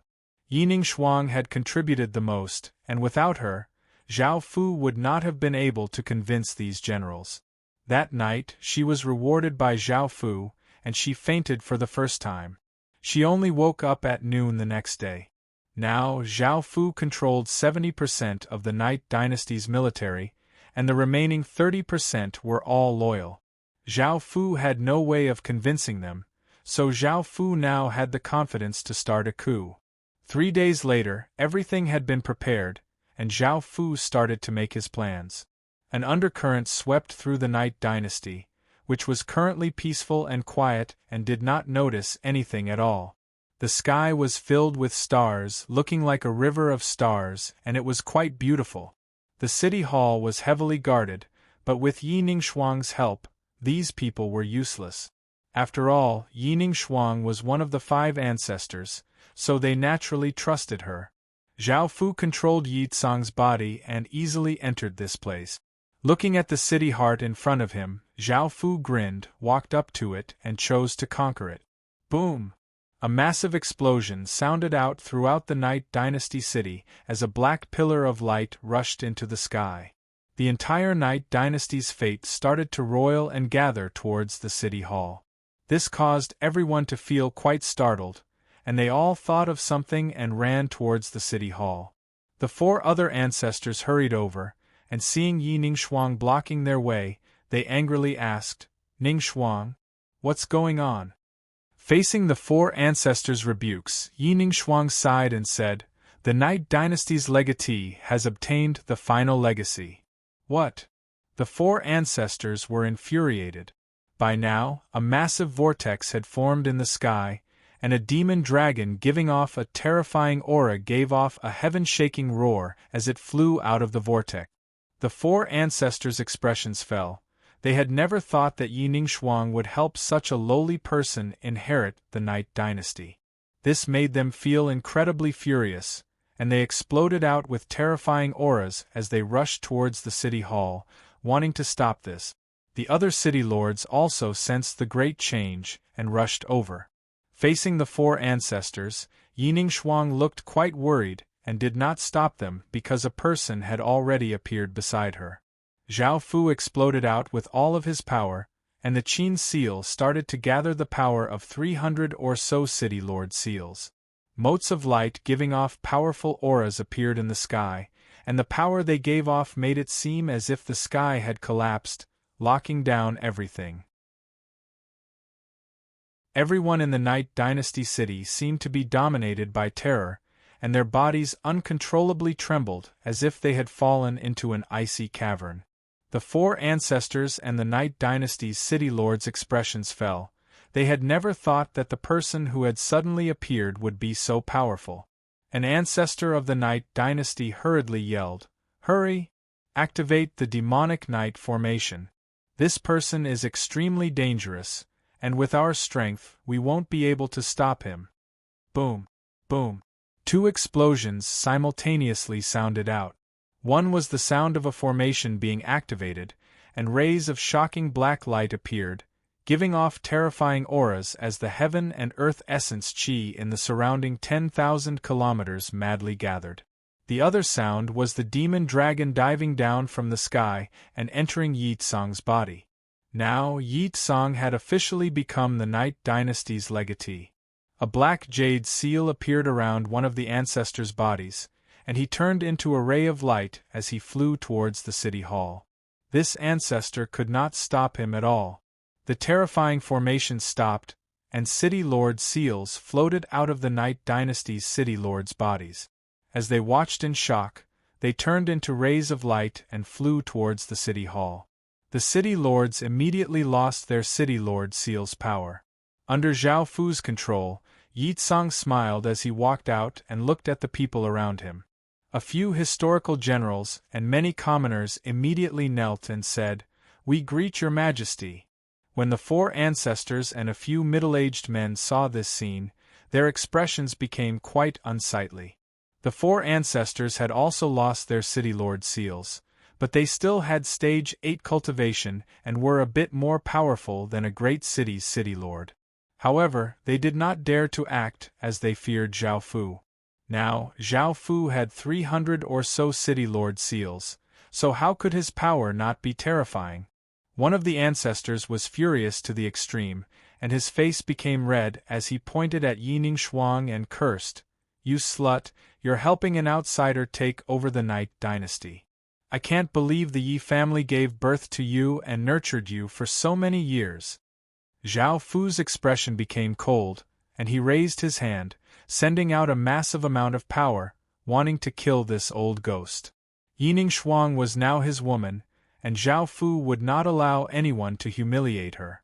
Seeing that Zhao Fu was filled with killing intent, Yining Shuang hurriedly stopped Zhao Fu and said, "Honey, don't kill them. Don't kill them." Zhao Fu glanced at the uncomfortable Yining Shuang and snorted, "That's why you stopped." At that moment Yining Shuang said, "I'm not helping an outsider. Yi Tsang is my Night Dynasty's legatee, and has received the acknowledgement of the legacy stone." One of the ancestors angrily pointed at Zhao Fu and said, "If you didn't help an outsider, then who is he? You even shamelessly call him darling. What a bastard, what a disgrace to our Yi family!" Bang! Before she could finish speaking, Zhao Fu waved his hand and an invisible force struck her, sending her flying like a rubber ball. She was unable to resist at all, causing the other three ancestors to feel a chill in their hearts. Yining Shuang's eyes were slightly moist. She angrily punched Zhao Fu. "Darling! I told you not to make a move, yet you still made a move." Seeing how pitiful and weak she looked, Zhao Fu felt quite pained and hugged her. At the same time, he controlled Yi Tsang and laughed as he walked out, saying, "I'll give you one last chance. Are you willing to submit to me?" The Night Dynasty's emperor Yi Canhong, who was Yi Tsang's father, said angrily, "You bastard, you dare to be so rebellious? You want me to submit to you?" Yi Tsang's consciousness was now that of Zhao Fu, so he was not very angry. Now that all of the Night Dynasty's higher-ups were gathered here, he could capture them all in one fell swoop. Traces of eerie ghostly qi started to spread out, covering everyone as if it had a mind of its own. Everyone was given a big fright and felt a chill in their hearts. Their vision blurred, and they found themselves in a world of ghosts. Countless ghosts started to attack them. The remaining three ancestors were not simple at all. Their eyes glazed over as they struggled free and flew away from the ghostly qi in terror.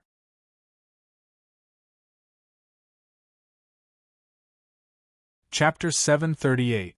Yining Shuang hurriedly cried out, "Honey, don't harm them." Zhao Fu did not kill them and only used his power to seal them before tossing them to the side. Yining Shuang let out a sigh of relief. Looking at the ghostly qi below, she understood that Zhao Fu's identity was not simple at all. She could tell from the dignified and domineering aura that he gave off. "Honey, just who are you?" Yining Shuang could not help but ask. Zhao Fu looked at her and seemed to sense something. He lightly sighed and lightly hugged her waist as he said earnestly, "I'm sorry. I can't tell you right now, but I swear I won't harm you." Yining Shuang felt a sweetness in her heart. With this promise, everything was enough. In the real world, the Night Dynasty's generals who had submitted to Zhao Fu started to move. They had heard that Yi Tsang's plan in the Heaven Awakened world had been quite successful, and the Night Dynasty could not be changed anymore. As such, they could only obey Yi Tsang's orders. Zhao Fu charged into the residences of the ministers and saw that they were all unconscious before tying them up. The generals who were loyal to the Night Dynasty and the Night Dynasty's royal family were all tied up. Now that these people were in the Dark Ghost world, they were in battle mode and could not leave the Heaven Awakened world. The Dark Ghost world was created by great City Lord Seals, and those who did not have City Lord Seals' power would not be able to escape. With everything under control, Zhao Fu's orders were sent to the Dark Ghost world. After waking up, the great City Lords, including Yi Canhong, received system announcements and hurriedly left the Heaven Awakened world, only to find that they had been tied up. Yi Canhong furiously roared, "Who did this? I'm going to cut him into 1,000 pieces. I'm the Night Dynasty's emperor. I'm going to kill him." Many soldiers stood at the side, none of them paying attention to his shouts. A king who had been robbed of his power was nothing. After returning to the real world and seeing this scene, the ministers and generals all sighed and returned to the Heaven Awakened world. They knelt in front of Yi Tsang and said in unison, "We are willing to submit to your majesty." Now the world had changed. Not only was Yi Tsang the legatee and held great power in the Heaven Awakened world, but he also controlled the real world. They could only submit, or else the only outcome would be death.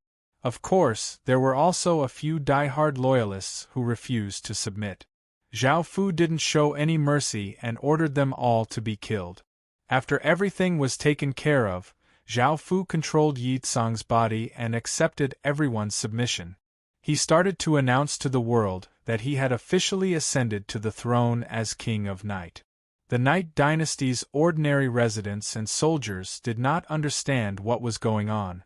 After waking up, the Night Dynasty had changed rulers.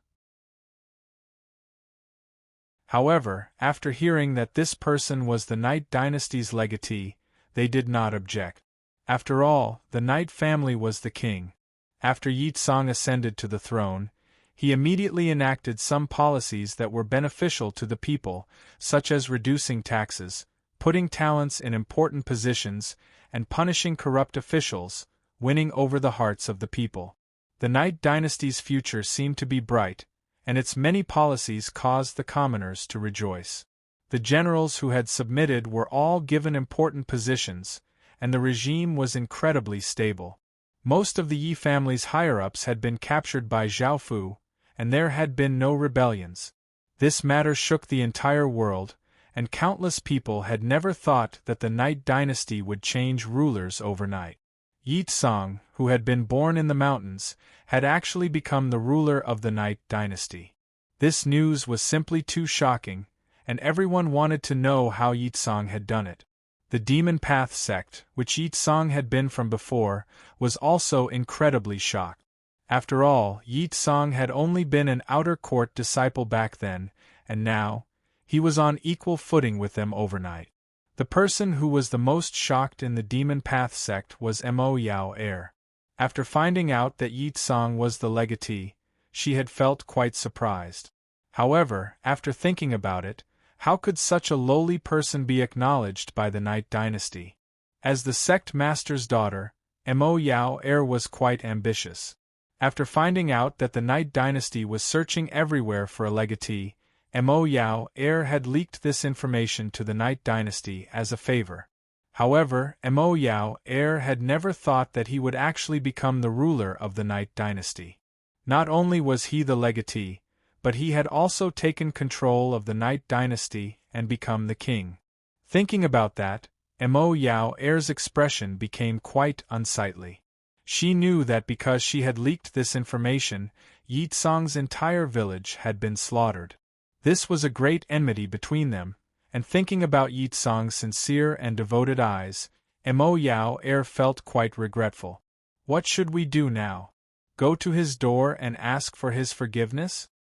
Thinking about Yi Tsang's infatuated gaze, Mo Yao Er felt quite confident. After all, she was the #1 beauty in the southern continent, and no man would not like her. Even the Night Dynasty's legatee had admired her for a long time. Mo Yao Er was quite confident that she could make Yi Tsang kneel before her. However, she was the daughter of the Demon Path sect's sect master, and the Demon Path sect was a top-tier faction that was not any weaker than the Night Dynasty. Wouldn't it be too shameful for her to come and apologize like this? After thinking about it, because Yi Tsang held great power and he had a grudge against him, even though he hadn't killed anyone in the village, it was all because of her. After making this decision, Mo Yao Er decided to discuss it with her father. This was not a small matter, and it was possible that it would cause a war between the Demon Path sect and the Night Dynasty.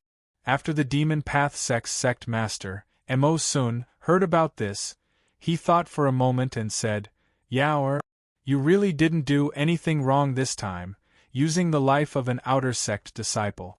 Using an outer court disciple's life as a favor to the Night Dynasty was worth it. However, I never thought that something like this would happen. Yi Tsang has a lowly background and has decent talent, but his cultivation isn't very high and he doesn't have many friends. How did he become the ruler of the Night Dynasty? Now all of the factions in the southern continent are curious about this. However, no information has been leaked from the Night Dynasty, so I feel that this matter is quite extraordinary. Also, is that boy Yi Tsang really so infatuated with you that he'll do anything you want?" Hearing this, Mo Yao laughed in a pleased manner, saying, "Dad, of course it's true. Of course it's true. Don't you know how charming your daughter is? Back then, I didn't say anything, and he told me about the legatee himself. Back then, I said I wanted a demonic immortal flower. That foolish brat spent over a month, and almost died trying to get it for me. I just said it casually and didn't care too much about it. Who would have thought that the foolish brat would take it seriously?" A trace of a smile appeared on Mo Sun's face as he said, "If he really is that infatuated with you, Yao, you can try to control him. If you can control him, you'll be able to control the entire Night Dynasty. This will be of great help to the Demon Path sect, and we'll be able to indirectly control the Night Dynasty. However, Yao, you should be careful. After all, something like this has happened, so you should test him first before acting. Don't put yourself in danger." Mo Yao smiled and nodded, and she confidently started to make preparations.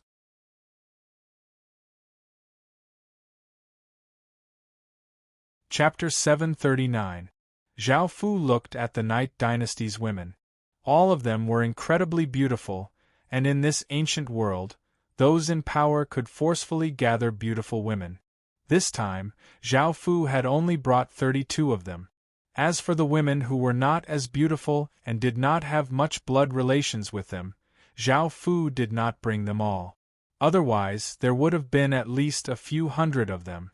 This was because the Night Dynasty's king had many concubines and princesses. The other factions also had concubines, as well as princesses. Adding all of them together, there were many. The main reason why Zhao Fu had brought them here was to fulfill Yitsong's promise. Zhao Fu was someone who kept his promises, and he would do as he promised. The Night Dynasty's most beautiful and blood-related women were gathered here, and they could fulfill Yitsong's request. The first was the Night Dynasty's Empress Qian. She had a mature figure and exquisite looks, and she looked incredibly alluring. She was the mother of the previous legatee, but after the previous legatee had died, she had lost her power. The second was concubine Shui, who was the Night Dynasty's most beloved concubine. She was extremely beautiful and had a graceful figure. Her skin was tender, and she gave off a gentle aura. The third was Princess Yi, who was naturally quite beautiful and had a tall and slim figure. She had a unique intellectual aura, but she was already married and had been forcefully brought here. Of course, her mother was also a rare beauty, so Zhao Fu had brought her here as well. The fourth was concubine Lu, a concubine from another faction. She looked quite domineering and had a pretty face and a slim figure.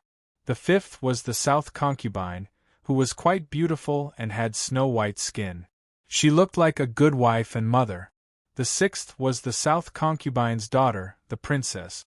She was 16 years old and had snow-white skin. She had a slim figure and looked quite cute. The seventh was concubine No. She had a pretty face and a seductive figure, and she looked like a flirtatious woman. The eighth was concubine Jiang. She wore a green dress and had top-grade looks. She gave off a gentle and quiet aura, and she was most likely a woman who liked to read. Zhao Fu controlled Yitsong to sit on the throne and said, "This king didn't call you here for any reason. From now on, you are this king's women. Serve this king well, and this king won't harm you or your families."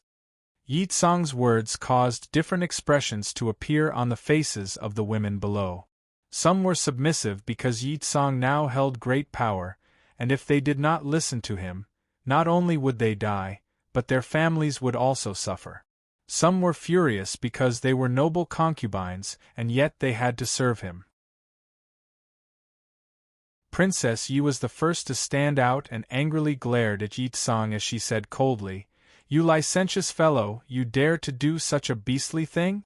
Do you know that everyone here is related to you by blood?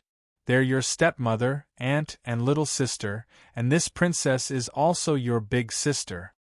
Yitsong loudly laughed. "Are you treating me as one of your own now?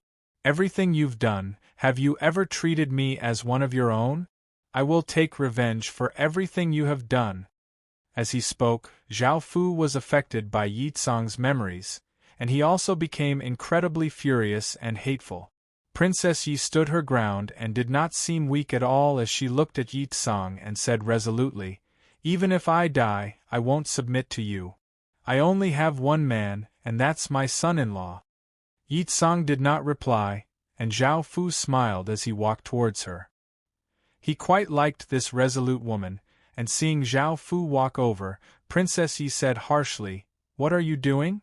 Zhao Fu did not reply, and he went up and hugged her before kissing her on the lips. Very soon, Princess Yi sank into it and started to do it with Zhao Fu, continuously moaning. This caused the remaining women to feel quite disdainful. She had been so chaste and resolute just moments ago, but now that she had been done by a man, she had become so lewd. Zhao Fu controlled Yi Tsang to go up and pick up Empress Qian. She was his father's empress, and according to seniority, she was his stepmother. However, Zhao Fu did not mind and controlled Yi Tsang to kiss her. Empress Qian had long since submitted, and the two of them started to passionately kiss before going at it. Because of this taboo relationship, Empress Qian's reaction became even more intense, and she continuously demanded. It was a pity that Zhao Fu had wanted to use Yi Tsang's body to fulfill his wish. After all, he had taken over Yi Tsang's body and obtained the Night Dynasty because of him. It was a pity that Zhao Fu found that his body could not even handle a single Empress Qian. His body was quite weak and did not have any power. However, Empress Qian was the empress of a dynasty and had a massive amount of fate. She was not someone that ordinary men could handle. By now, Zhao Fu was doing it with Princess Ye's mother. Seeing how Zhao Fu was torturing her daughter, she felt quite pained and took the initiative to go up and bear it for her daughter. Soon, she also collapsed to the ground, and Zhao Fu picked up the incredibly thirsty Empress Qian. Looking at the handsome man in front of her, Empress Qian took the initiative to kiss Zhao Fu because she knew that Zhao Fu could give her the pleasure she wanted. Zhao Fu also started to kiss her and pressed her down on the table before going at it with her. However, even though Zhao Fu and Yi Tsang were the same person, Empress Qian did not know that the situation was as if she was being done by two men, and the last one made her go crazy. After this feast, Zhao Fu carried the sleeping women to a bed and left the room feeling refreshed. If it was an ordinary man, they would be incredibly tired, but Zhao Fu was incredibly spirited. This was the power of a celestial's art. Now that the Night Dynasty was under Zhao Fu's control and he had taken the Night Dynasty's women, he had fulfilled the Night Dynasty's first wish. Zhao Fu planned to bring these women back to Qin City. On one hand, they could provide Phoenix Qi, and on the other hand, Zhao Fu wanted to use the Night Dynasty's power to expand. If they found out that he had taken the Night Dynasty's women, they would most likely fight to the death with Zhao Fu. Now, Zhao Fu could announce to the outside world that he had taken them as hostages. Another reason was that Zhao Fu did not want anyone else to touch the women that he had touched before. After coming outside, there was a blood-red moon in the sky. The moon in the dark demon world was blood-red, and Zhao Fu looked at it with interest. At that moment, Yining Shuang walked over and asked, "Why did Yi Tsang hit those women together?" Zhao Fu smiled as he replied, "To fulfill a promise." Yining Shuang coldly harumphed and said somewhat angrily, "That promise was to be taken by you?" Zhao Fu felt quite surprised and looked at her as he asked, "How did you know?" Yining Shuang walked over to Zhao Fu's side and pinched Zhao Fu as she said, "You bad fellow, do you think I can't sense so much of a woman's aura on your body? If you don't satisfy me today, I'll cut off your bad thing later." Zhao Fu lightly laughed and hugged her with his arms, following which moans sounded out in the night.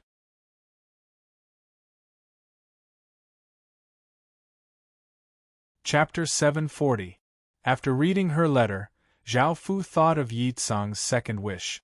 If it had been Yi Tsang who had read this letter, he would have been incredibly excited. It was a pity that it was Zhao Fu who was reading it. Zhao Fu had long since known that it was Mo Yao, heir, who had purposely leaked this information to the Night Dynasty. Mo Yao, heir, was quite scheming. In actuality, Yi Tsang's experiences were quite similar to his. He was also an outsider who had obtained the dynasty's legacy, but the outcome was completely different. Yi Tsang's ending was quite pitiful. Not only had his family suffered a disaster, but he himself had also died. Zhao Fu had become a world-class expert, and if he had stupidly gone to the Ying family back then, his ending would have been similar. Thinking of Yi Tsang's second wish, Zhao Fu wrote a letter filled with love and jealousy based on Yi Tsang's memories and ordered people to deliver it to the Demon Path sect. Following this, Zhao Fu went to a room where the four ancestors were. Zhao Fu controlled Yi Tsang to walk in and smiled as he bowed to the four ancestors, saying, "Greetings, ancestors." Now that the four ancestors were imprisoned by Zhao Fu, their attitudes were naturally not very good. They only coldly harumphed and ignored Yi Tsang.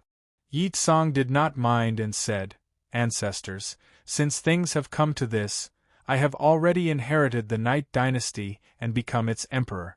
I hope that you will continue to serve the Night Dynasty, and I will respect you just like everyone else in the Night Dynasty." Hearing Yi Tsang's words, the four ancestors coldly harumphed and ignored him. Yi Tsang did not give up and said, "Aren't you afraid that the Night Dynasty's hundreds of years of foundation will be destroyed by me? I don't have a strong sense of belonging to the Night Dynasty. Perhaps I'll even destroy it." These words caused the four ancestors to feel incredibly furious. The Night Dynasty was their family, and it was the result of many generations of hard work. It was the Yi family's blood, sweat, and tears, and it was the most important thing to them. Hearing the Night Dynasty say such a thing, of course they were furious. Yi Tsang continued to try to persuade them, saying, "Ancestors, even if you don't serve me, you should at least consider the Night Dynasty. You're all working for the Night Dynasty, and as long as you're willing to work, I promise that nothing will happen to the Night Dynasty and that it will become more powerful." The four ancestors did not reply and continued to think to themselves. In the end, the four ancestors decided to compromise, and Zhao Fu gave a trace of a smile. One of them could fight against 8 city lords, and 4 of them could fight against 32 city lords. They were definitely high-end forces, and it would be best to subdue them. A faction could not lack high-end forces, and they would be a great deterrent. Seeing that they were willing to compromise, Yi Tsang took out 4 ginseng fruits and gave them to the 4 ancestors. After looking at the ginseng fruits' information, the ancestors looked delighted. At their age, what they lacked the most was lifespan. After the 4 ancestors accepted the ginseng fruits, their relationship with Yi Tsang became better. Now, the Night Dynasty did not have many factions, and the power of the Night Dynasty was in Zhao Fu's hands. Zhao Fu wanted to form them into a force and expand outwards. Now, the Night Dynasty controlled 12 regions, 30 great cities, and 5 basic cities. There was a great disparity between their strength and that of Qin City, so they needed to develop. Zhao Fu wanted to develop the Night Dynasty into a massive faction and use it as the Dark Demon World's largest chess piece to secretly control the Dark Demon World. This would be incredibly important to Great Qin in the future and to the entire human world. After taking care of these matters, a few days passed. Zhao Fu changed his attitude towards the outside world and started to make friends with the surrounding countries. Right now, the Night Dynasty's main force was focused on conquering regions. This caused the surrounding countries to let out a sigh of relief. Facing the powerful Night Dynasty, they felt great pressure, and they all accepted the Night Dynasty's friendly actions. At the same time, they also expressed their friendliness towards the Night Dynasty, and the tense situation around the Night Dynasty settled down.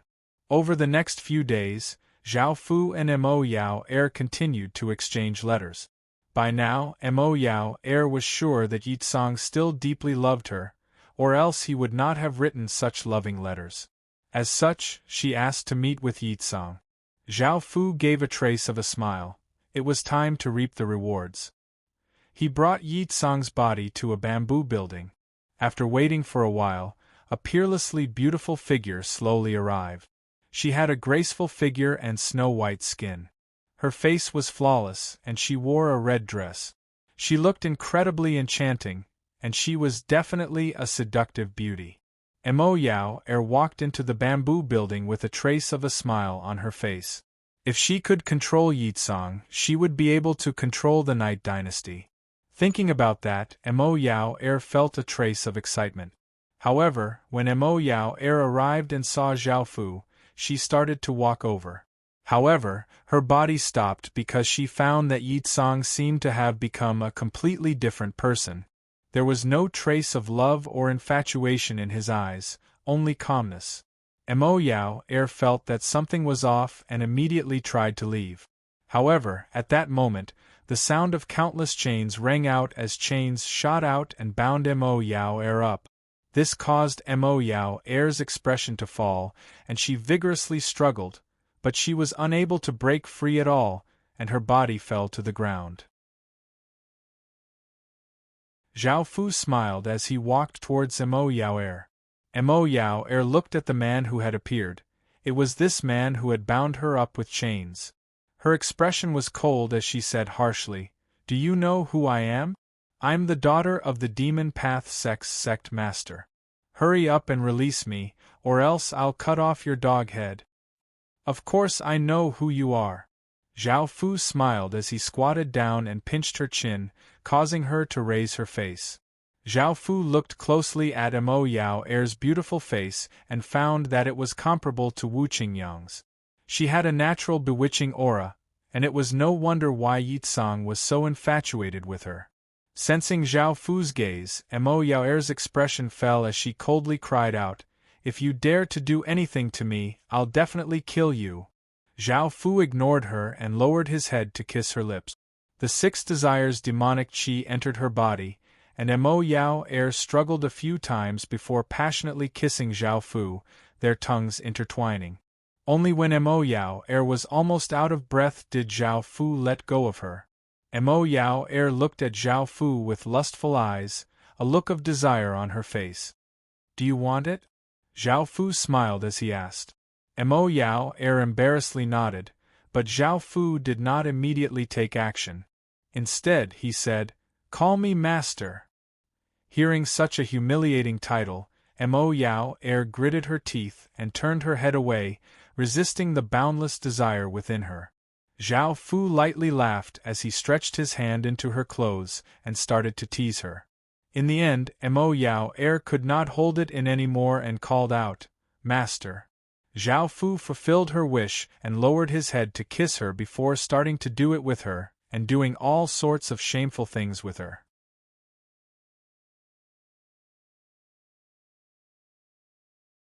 Chapter 741. However, this was to fulfill Yitsong's wish, and Zhao Fu had already made this promise. Looking at Mo Yao, Zhao Fu picked her up and did it again, satisfying her needs. Following this, he accepted her service and slowly put on his clothes. Mo Yao flirtatiously started to put on her clothes. Zhao Fu had planted a 6 desires demonic seed in her body, which could cause her to constantly be in a state of excitement. At the same time, this was beneficial to her, as she could cultivate the 6 desires celestial art. Even though it was not as powerful as Zhao Fu's, it was still a top-tier art and was extremely powerful. "Master!" After putting on her clothes, Mo Yao affectionately hugged Zhao Fu's arm and called out. Zhao Fu smiled and lightly patted her face, while Mo Yao enjoyed Zhao Fu's touch. At that moment, Zhao Fu looked up and saw Yitsong's body, who had witnessed all of this. Yitsong's body actually started to cry, making Zhao Fu feel quite surprised. What was going on? How could Yitsong cry? He wasn't controlling him. Could it be that he still had consciousness? Zhao Fu felt quite confused, and the golden dragon suddenly explained, "It's most likely an instinctive reaction from his memories. However, For him to still have such a reaction after his consciousness has disappeared, it seems that he truly loves this woman. After hearing the Golden Dragon's explanation, Zhao Fu looked down at Mo Yao Er, who was looking at him with infatuation, and felt quite complicated. Mo Yao Er looked at Zhao Fu and said flirtatiously, "Master, do you want me to serve you?" As she spoke, Mo Yao Er squatted down and was about to undo Zhao Fu's pants, but Zhao Fu stopped her and had her stand up. Just then, Zhao Fu had heard from her that she wanted to control Yi Tsang and the Night Dynasty. Zhao Fu smiled and said, "You can go back. Tell your father that it was a success and that the Night Dynasty can ally with the Demon Path sect to draw out your two ancestors."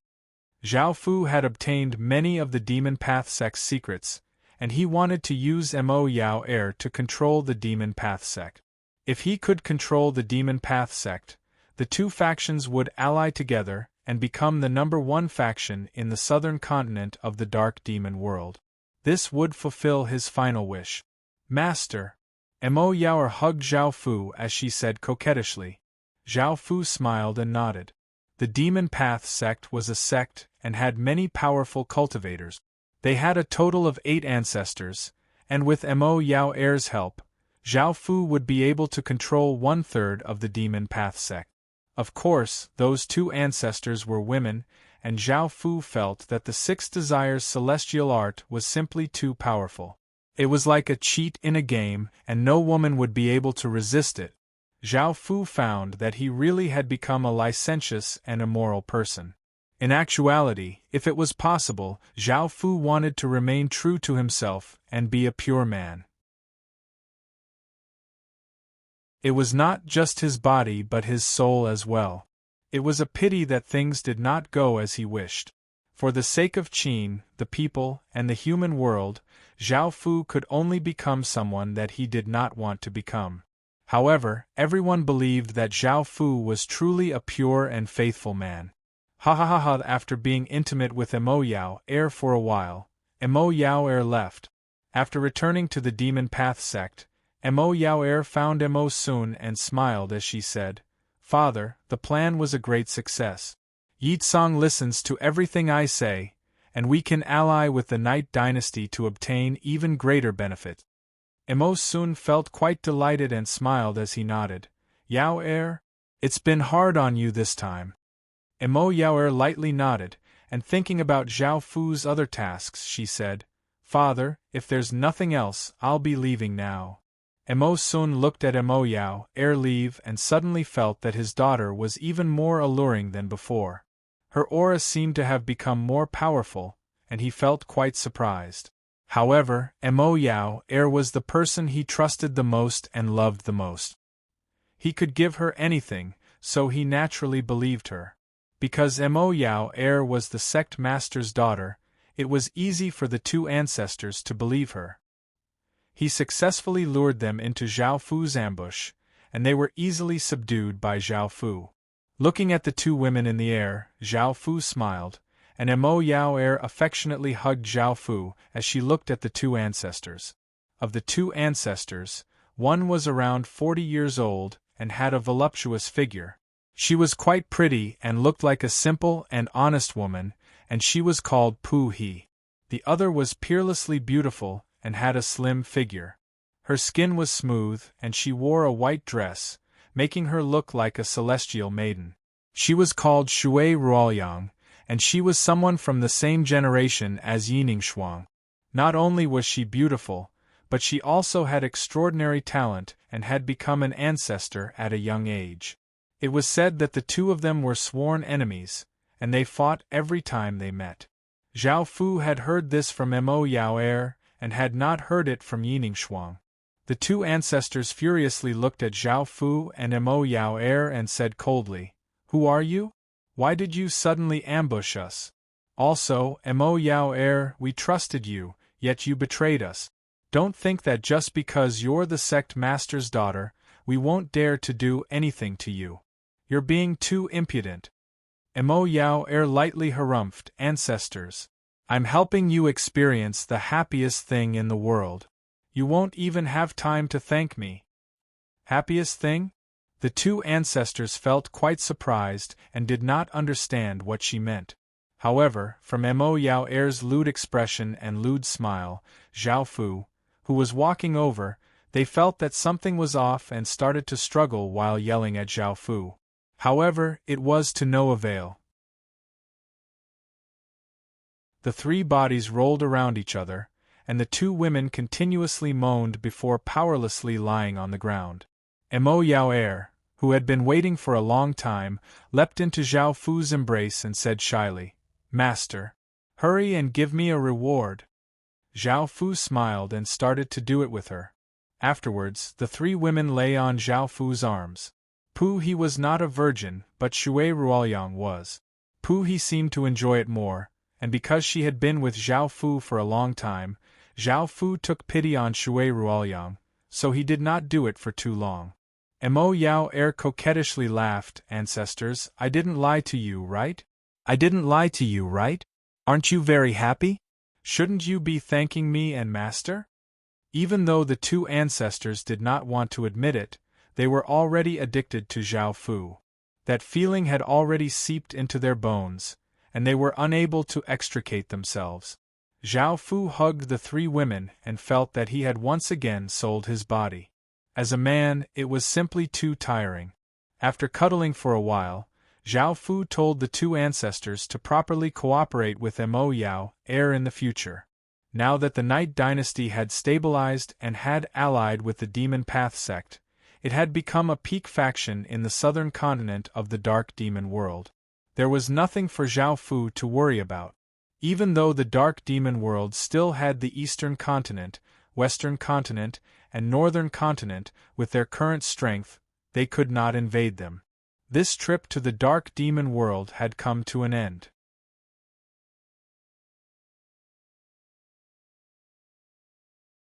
Chapter 742.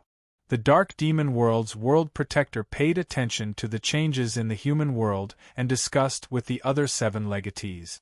However, he did not place the human world in his eyes at all, and he continued to act high and mighty, as if he did not see the human world as an opponent at all. The Night Dynasty's matter caused quite a stir in the Dark Demon world, and it was not just the southern continent but the other continents that paid attention to it as well. However, Zhao Fu had been keeping a low profile this entire time, and now that this matter was over, everyone's attention was diverted. After Zhao Fu returned to Qin City, 5 months passed in the blink of an eye. The summer season had turned into winter, and the weather had become cold. The leaves on the trees had withered and turned yellow, and it was soon the second year of the Heaven-awakened world. Time quickly passed, and in the blink of an eye, Qin City had cleared out 77 regions, and Qin City's strength once again went through massive changes. Qin City's Level 1 capital city had risen by 2 levels, and it was now a Level 3 capital city. There were still 3 more levels before it could level up to a royal city. Next were the Level 3 capital city's stat. Village name: Qin City, Epic Level. Level 3 capital city village area: 94,400 square kilometers. Village territory: 542,1800 square kilometers. Popular support: 86. Special stats: territory crop output plus 220%, territory crop growth time minus 220%, population limit plus 145%, residence stats plus 16, soldiers stats plus 17%, population attraction plus 160%, high-grade attraction plus 160%. Subsidiary village limit: 126930. Subordinate villages: Logue Village, Jean Village, Doran Village, Li Family Village, Wolf Village, Ferocious Tiger Village. In order to level up to a Level 4 capital city, Zhao Fu now needed 300 million EXP, which was another massive sum. However, since he had come this far, Zhao Fu was not too worried, as he would level up sooner or later. Now, Qin City had 108 regions under its control. There were 408 great cities, 20 cities, 136 towns, and 12,489 villages. Their total population had reached 420 million, and they had 50 million soldiers. There were 40 million Stage 1 soldiers, 2 million Stage 2 soldiers, 100,000 Stage 3 soldiers, and 6,000 Stage 4 soldiers. This was the terrible power of Qin. Now, it was enough to compete with any country. Now, even without the reality-harming talisman, Zhao Fu did not have to worry about the attack of the entire Huaxia. This was the source of Qin's confidence. In this part of the world, natural disasters and man-made disasters were becoming more and more frequent, and adding on Qin's relationship with system main cities, within 5 months, 52 system main cities had joined Qin. They did this voluntarily. Zhao Fu didn't use any force at all. He pulled them into the Qin state with diplomatic policies. Being able to easily obtain 50 or so cities like this, Zhao Fu was naturally quite happy. At the same time, the 10 or so regions around Qin City had become uninhabited. This was because the nearby cities had either joined Qin City or did not dare to stay here. Qin City had already cleared out 77 regions, but now there were 15 more, and Qin City's soldiers had to continue clearing out. Of course, clearing out regions was no longer a difficult matter, as Qin City now had 50 million soldiers. Zhao Fu split them into 5 teams, and each team cleared out a region. Each team spent 5 days clearing out a region. Like this, Qin City would be able to clear out a region in a day. This speed was quite shocking, and these 15 regions would be cleared out in 15 days. Moreover, at the northern border of Vietnam, Zhao Fu had already constructed thick defensive walls that could be used to attack and defend. However, Zhao Fu did not plan to attack Vietnam. Vietnam was a small country and it only had 350 regions. Right now, Qin City's territory was equivalent to 1/3 of Vietnam's territory. Zhao Fu did not place Vietnam in his eyes at all, and he did not launch an all-out attack because he wanted to rely on the Vietnamese Guard. Now, the Vietnamese Guard had around 10 million members, and Vietnam's total population was around 120 million. The Vietnamese Guard made up around 10% of the population. With Zhao Fu's support, the Vietnamese Guard's strength surpassed the governmental faction, and it became the largest faction in Vietnam. It was like a barrel of dynamite that was waiting to explode. Right now, Zhao Fu did not plan to attack because Qin City was on friendly terms with the countless system main cities nearby. As such, Zhao Fu naturally would not attack them. As long as the situation outside became worse and worse, they would naturally submit, and Zhao Fu would not need to expend a single soldier to obtain them. Just like that, the days passed peacefully. It was winter outside, and Zhao Fu and Shama's mother were doing it next to a fire. Shama's little sister and auntie had already fallen asleep. Shama's mother moaned as her body softened, and Zhao Fu picked up Shama's fiancée and started to do it again. Shama had not even touched this woman yet, so it was now Zhao Fu's turn. Shama's fiancée was currently intensely doing it with Zhao Fu. Following this, Shama's fiancée went limp, and Zhao Fu picked up Shama's sister-in-law. Zhao Fu had a deep impression of her thirst, so he decided to satisfy her this time. After going at it for a while, Shama's mother lay on Zhao Fu's chest and panted.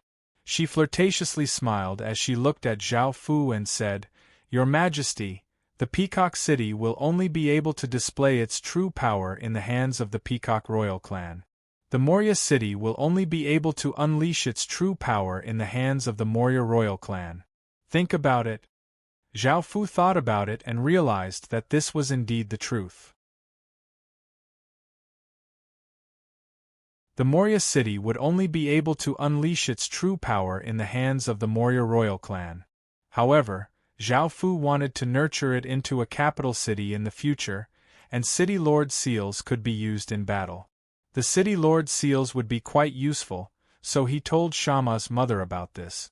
Shama's mother softly explained, "Your Majesty, I understand. You might not know this, but Shama's little sister's archery skills are incredibly powerful. You can test her, and I'm 100% confident that she'll be able to satisfy your requirements." Zhao Fu lightly laughed as he said, "So that's why you called me here." Seeing that Zhao Fu was not angry, Shama's mother happily smiled and said, "Your Majesty, I'm your woman now, so of course I have to think about Qin's sake. I'm your woman now, so of course I have to think about Great Qin.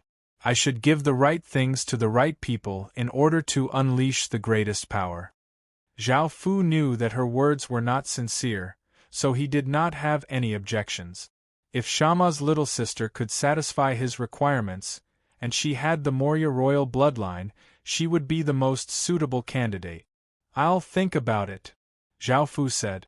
Shama's mother felt quite delighted and gave a beautiful smile as she started to passionately kiss Zhao Fu. She was working hard for the Moria royal clan, and Shama's sister-in-law was already on Zhao Fu's body.